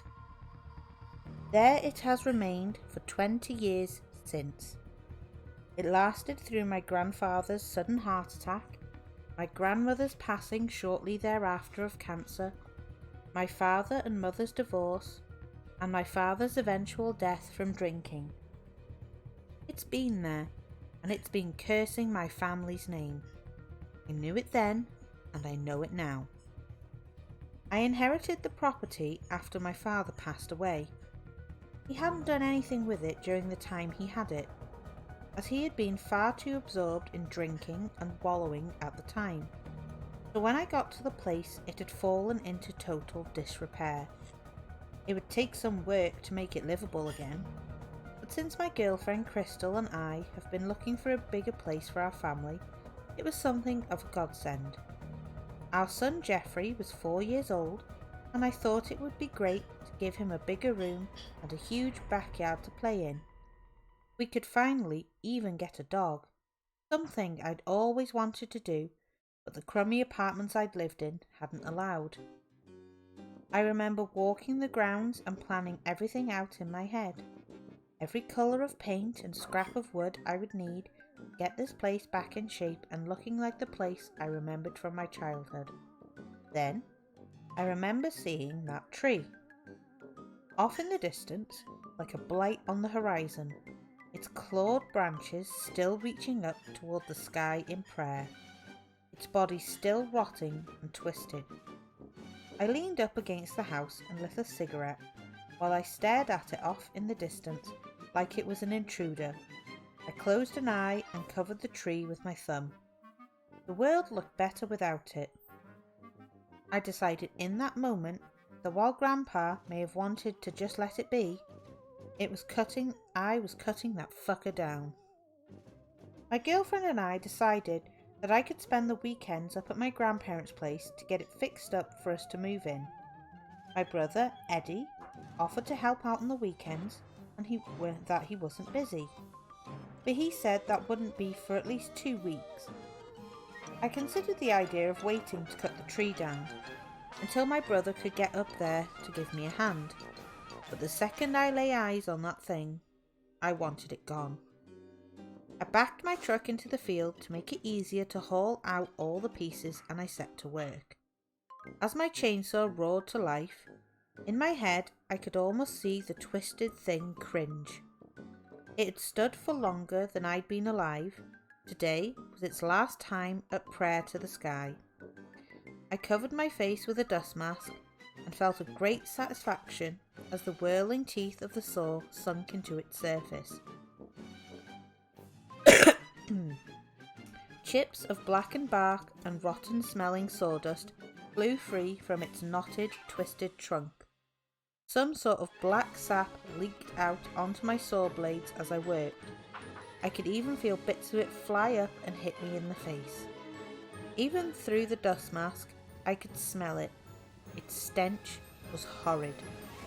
I feared for a second it would gum up the works of my saw, but the raw power of the engine kept it moving forward, and the teeth of the chainsaw chewed their prey with little worry. It took most of the day working to get the tree down and chopped into pieces, but as the sun was setting and the bed of my truck was filled with the black, rotting wood, it felt worth the trouble.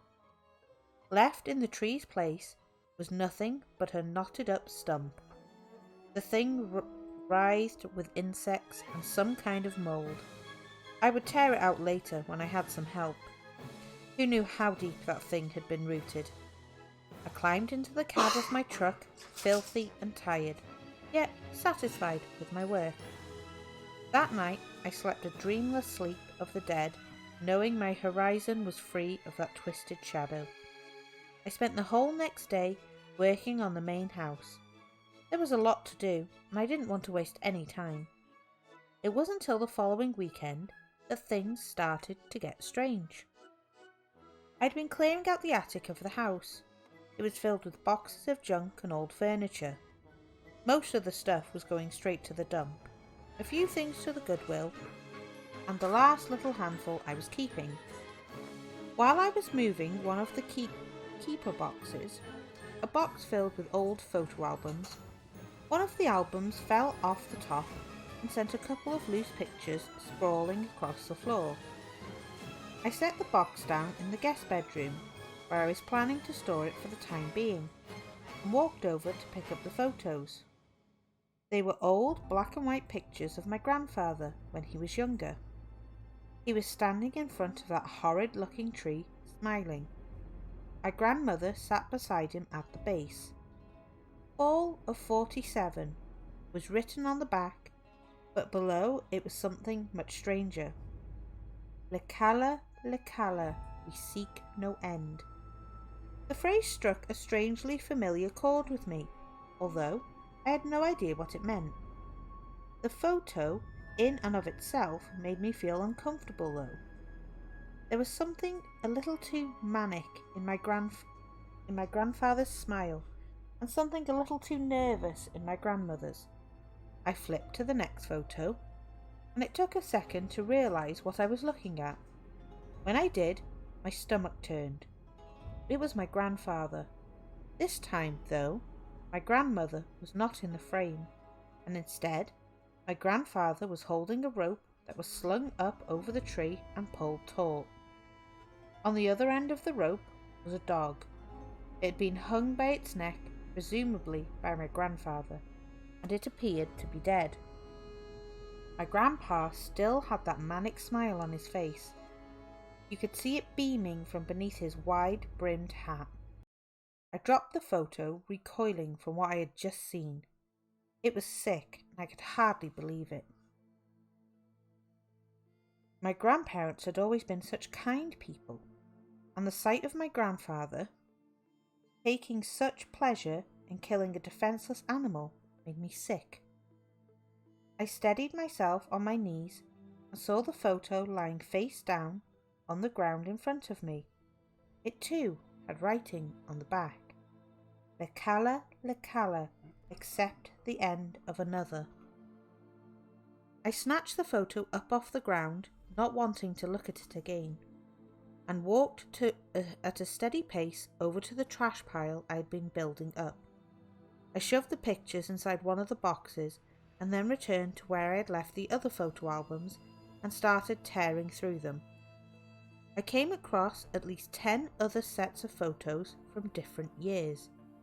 Each time, my grandfather and grandmother were in one picture posed next to the tree, then each other time my grandfather was hanging some kind of animal by its neck from one of the branches. It wasn't always dogs. There were also cats and goats. Each one was labelled as fall of whatever year it had been taken, and each one had the same chant written in 2 parts. Lekala, lekala, we seek no end. Lekala, lekala, except the end of another. I tore each photo from the albums and crumpled them up, stuffing them in the same box as the original ones I found. I must have paced in silent shock for at least an hour afterwards. What had my grandparents been doing? Was it some kind of cult thing? Why did my grandfather always look like he was taking so much pleasure in killing those animals? It started to make sense to me why that tree had felt so wrong, so evil. They had done something there that had tainted that place. That night, I threw the boxes in the back of my truck and dropped them at the dump on my way home. For all I cared, they could rot with the tree. I wanted nothing to do with any of it. I thought that would be the end. I would walk away and leave it alone, just keep it to myself and move on with my life. It's never that simple, though. I know that now. That whole week, I was plagued by nightmares about that tree. I could hear my grandfather's hearty laugh as he yanked down on a rope and pulled those animals up into the trees. I could hear them squeal and whine as they were strangled to death. I'd wake up in cold sweats, short of breath, and confused as to where I was. The phrase repeated in my head, Lekala, lekala, we seek no end. Lekala, lekala, except the end of another. I told my girlfriend that they were just nightmares, probably brought on by stress, but I never told her what it was about. I was hesitant to return to the house, but I told myself to just forget about it. It was disturbing to learn that my grandparents weren't the people I thought they were, that they were capable of such disgusting acts of cruelty. But any answers as to why had been buried with them years ago. The tree was gone, pictures gone with it, and the house was mine now. I can make it a home again and fill it with new, happier memories. I met Eddie at the house the following weekend as planned. My brother and I worked the 2 following weekends without incident. It was good to spend some time with him, and with his help we were able to get the house into shape in no time.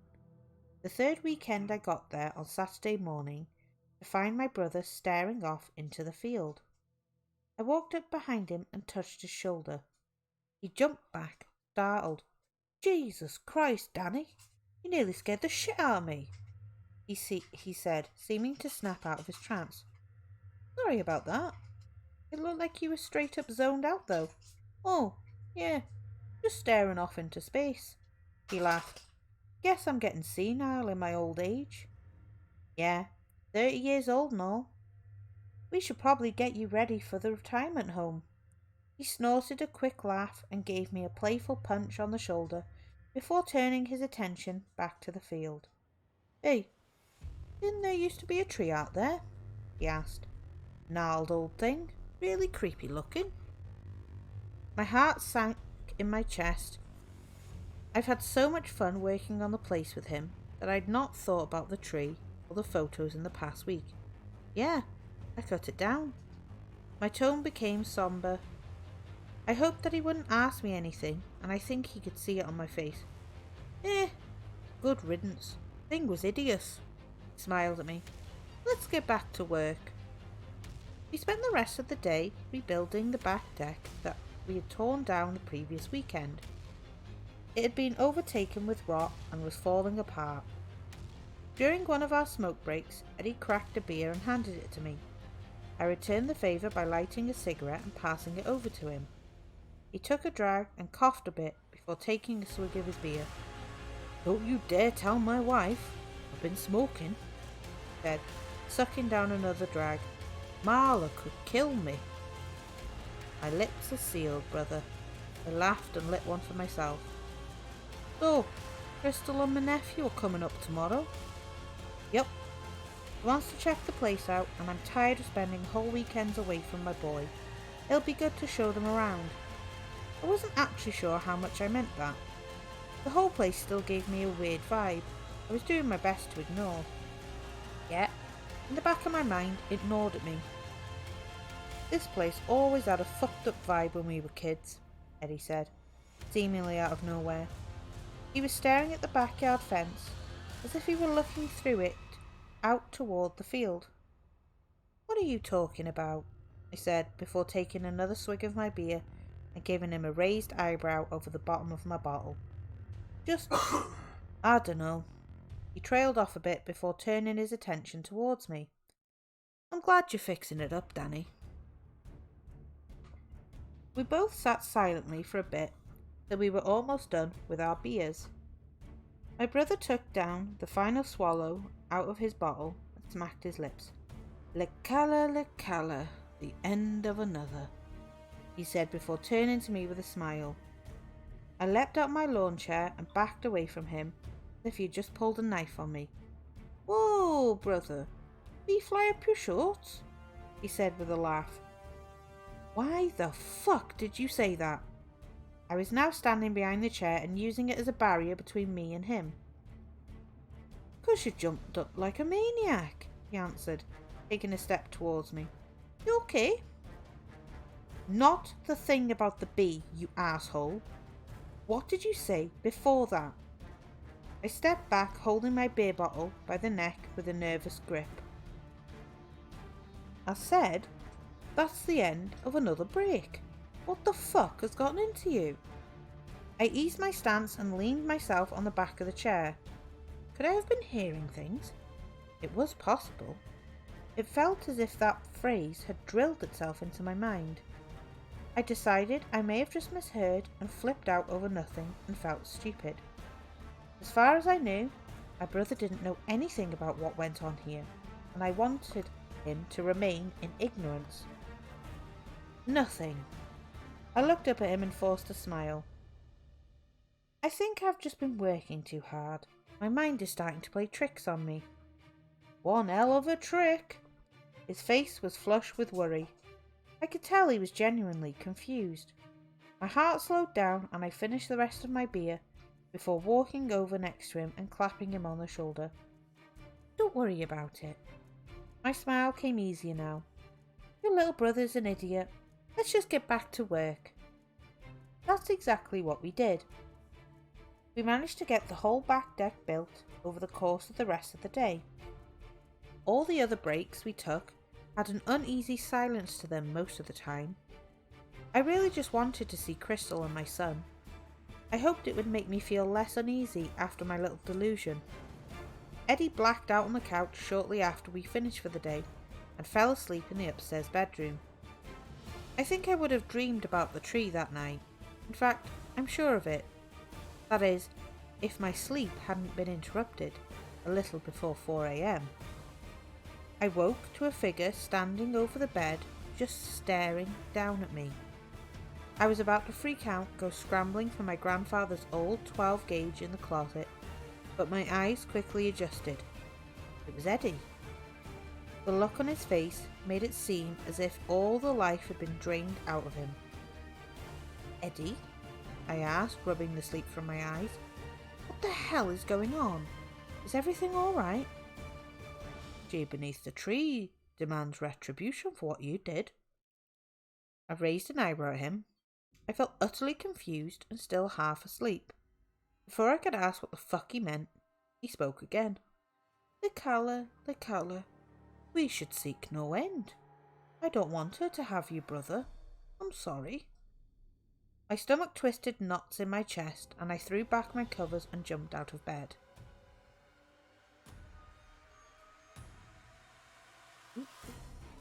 Oh, thank you very much for the hydrate and the posture check, Scott. Thank you. Thank you. And a big stretch, thank you. Before my feet touched the ground, though, Eddie was on me with a strength I didn't know he had. He coiled around me like a snake, and I felt his forearm press into my neck like a vice. I gasped and threw elbows in an attempt to get free, but the more I struggled, the harder he squeezed. In no time at all, the world went dark. When I woke again, I smelled earth and damp mould. Dim light crossed my fuzzy vision, and I coughed and weakly attempted to rise to my knees. I could hear muffled sounds in the distance, Eddie's voice, and then Crystal's. I tried to call out to them, but all I could do was choke out a cough. I pushed myself to my feet, feeling as if I'd been crushed under a ton of bricks. My eyes started to adjust and clear, revealing that I was in the basement of the house. Suddenly, I heard Crystal scream, and an all too short scream, before it was cut off by the sound of something thudding against the floor. This was followed by the sound of my son crying. My strength came back to me in that moment, and my legs carried me up the basement stairs as fast as I could. I could already hear my son's cries dimming as they moved out the front door of the house and out toward the field. I crashed into the basement door with all my weight as I shouted Eddie's name in raspy breaths. It felt like an eternity, and I wondered how the old door was withstanding my hits better than my shoulder. I finally heard the wood splinter after what felt like 10 straight minutes of crashing all my weight into it, and the sliding lock broke into pieces. Letting the door swing free, with no hesitation, I threw myself around the corner and into the living room, where I saw Crystal lying unconscious on the floor. Her head was bleeding out, but she was alive, and I needed to get to my son. Eddie's words rang out in my mind. "Tree beneath the tree demands retribution for what you did." Images of my brother hoisting my son up by his neck and smiling manically as he did it overtook my thoughts. Somehow I knew that's exactly what was going to happen too, which made no sense because I had cut that tree into tiny fucking pieces. I reluctantly left Crystal and sprinted up the stairs to get the shotgun from the closet. I wasn't going to take any chances, not when it came to my son. I passed the window that overlooked the field, and I could see Eddie carrying Jeffrey out into the field, but I also saw something else, something that froze my blood in its veins. I saw the tree. A silhouette of black against the overcast sky.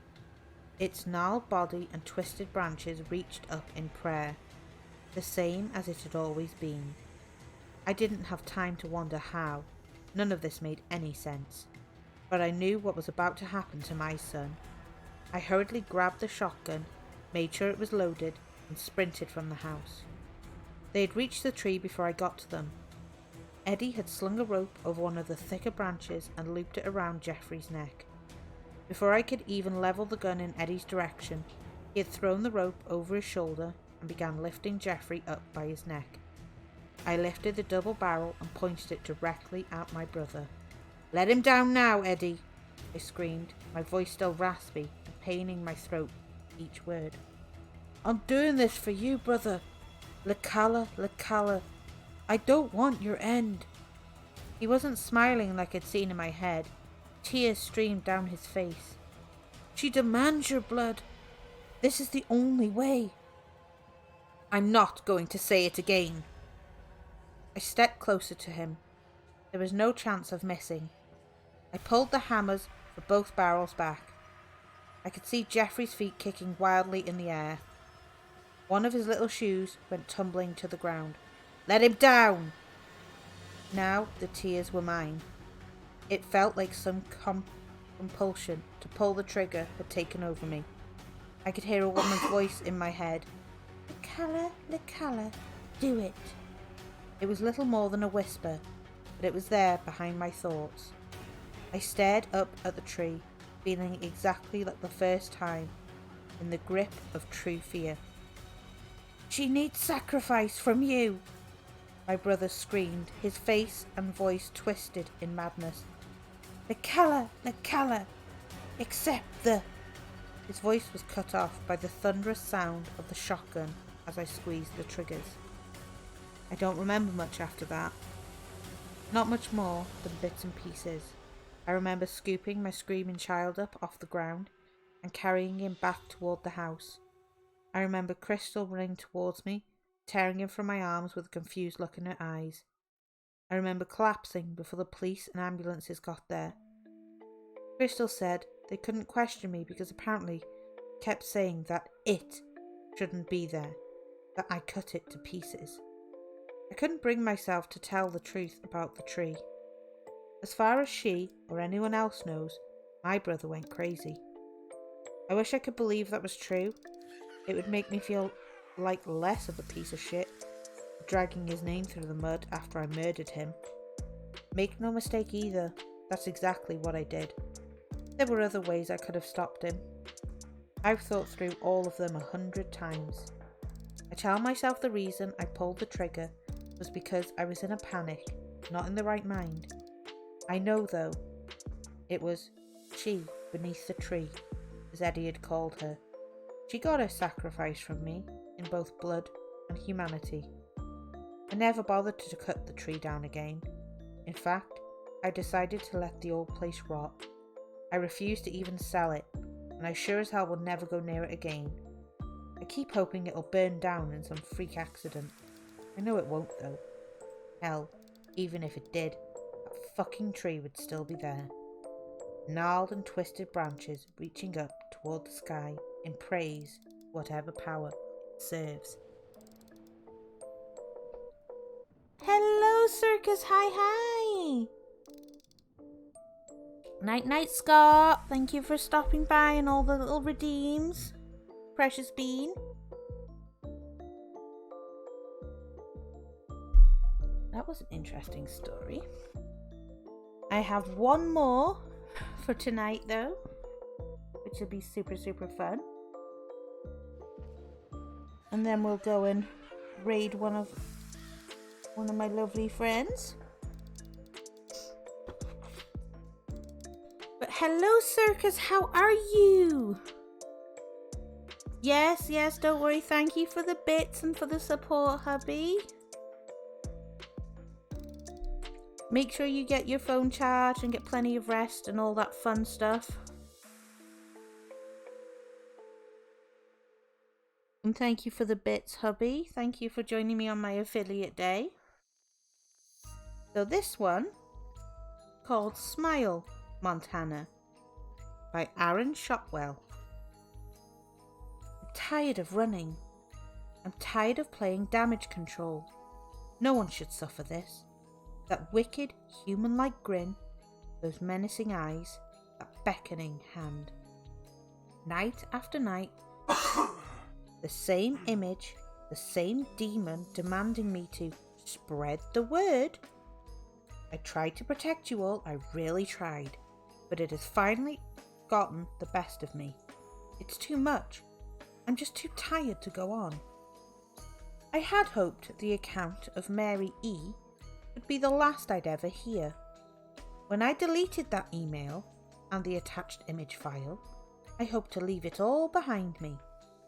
My curiosity went unsatisfied, but it was for the best. If the monster behind the picture was real, if Smile Dog truly existed, I wouldn't be able to bear the temptation. I would sacrifice some other poor, unsuspecting soul to that thing to save my own skin. I knew that, and so I washed my hands of it there and then. I never imagined that it would follow me. After graduation, I left my hometown to further my career in journalism.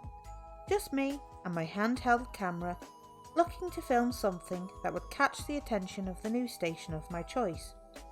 I needed something to get my foot in the door, something that would lead to greater things in the future. Around a year into the search for my destiny, roaming from city to city, it found me in the most traumatic way possible. It nearly killed me. On a stretch of I-90 between South Dakota and Montana, I watched in horror as an 18-wheeler drifted over the rails of an overpass and plummeted into oncoming traffic. It crashed into the ground in an upside-down heap of twisted metal mere feet from my car. Had I not slammed on the brakes at that precise moment, I wouldn't be alive to tell this story. In hindsight, that might have been best. As blessed as I was, however, a few others weren't so fortunate. As the trailer screeched into the southbound lane, two oncoming SUVs ploughed into the wreckage at over 90 miles per hour, one after the other. They didn't even have time to react. It was over in an instant. No survivors. I sat there for what felt like hours in a daze, not completely sure if I'd survive. I could hear sirens approaching, and they brought me back to reality from my stupor. I'm not proud of it, but I saw an opportunity and I took it. The sight made my gorge rise more than once. But I spent the next few minutes walking the perimeter of the accident, filming everything I could. Twisted and bloody corpses behind the steering wheels, plumes of black smoke rising from crumpled hoods, the hot haze of rising flames, and then I saw it.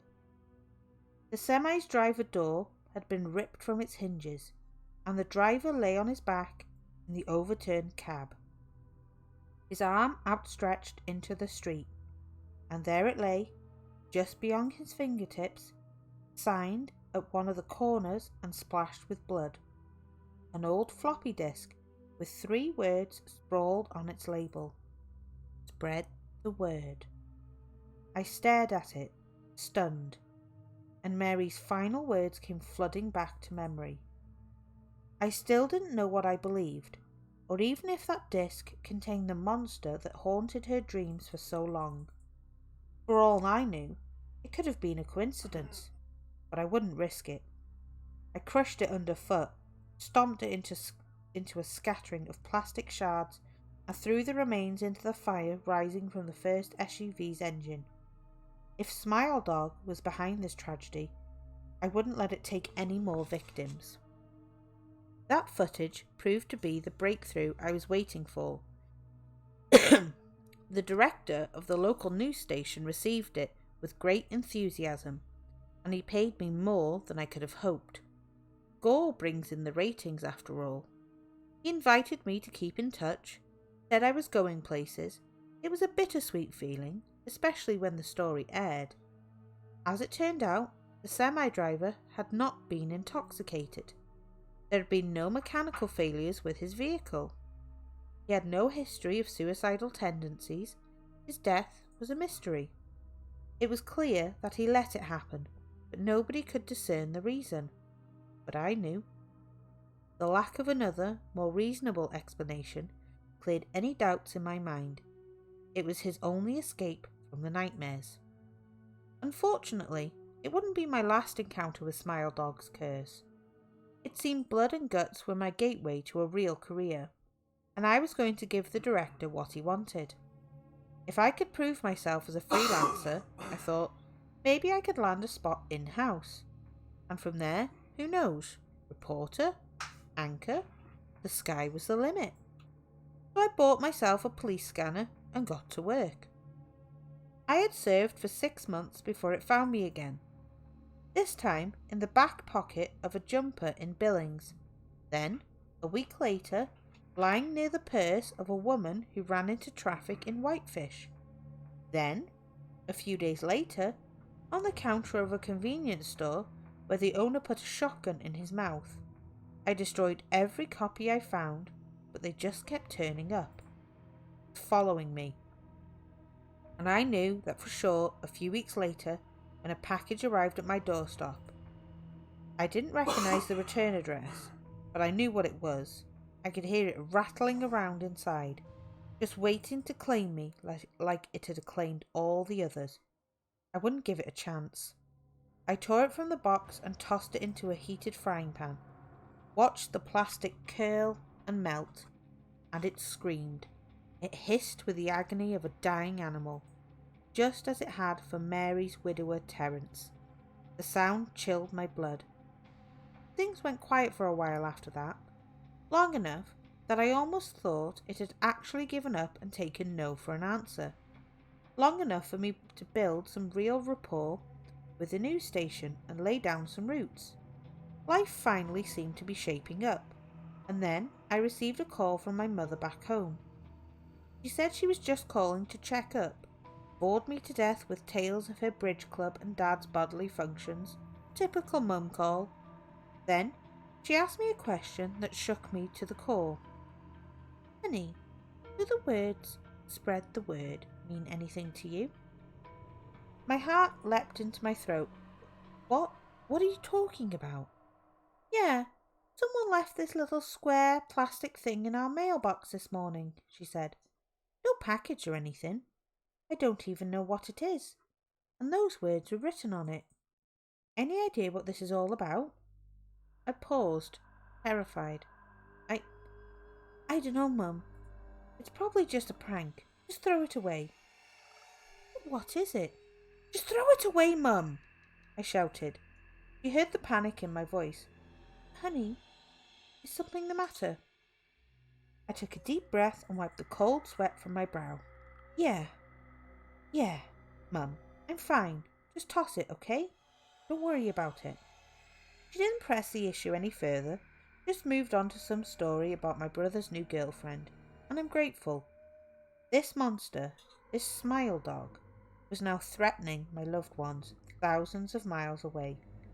It was angry, and it was trying to get to me through them. I thank God that it decided to attack the most computer illiterate person in my family first. But maybe that was the point.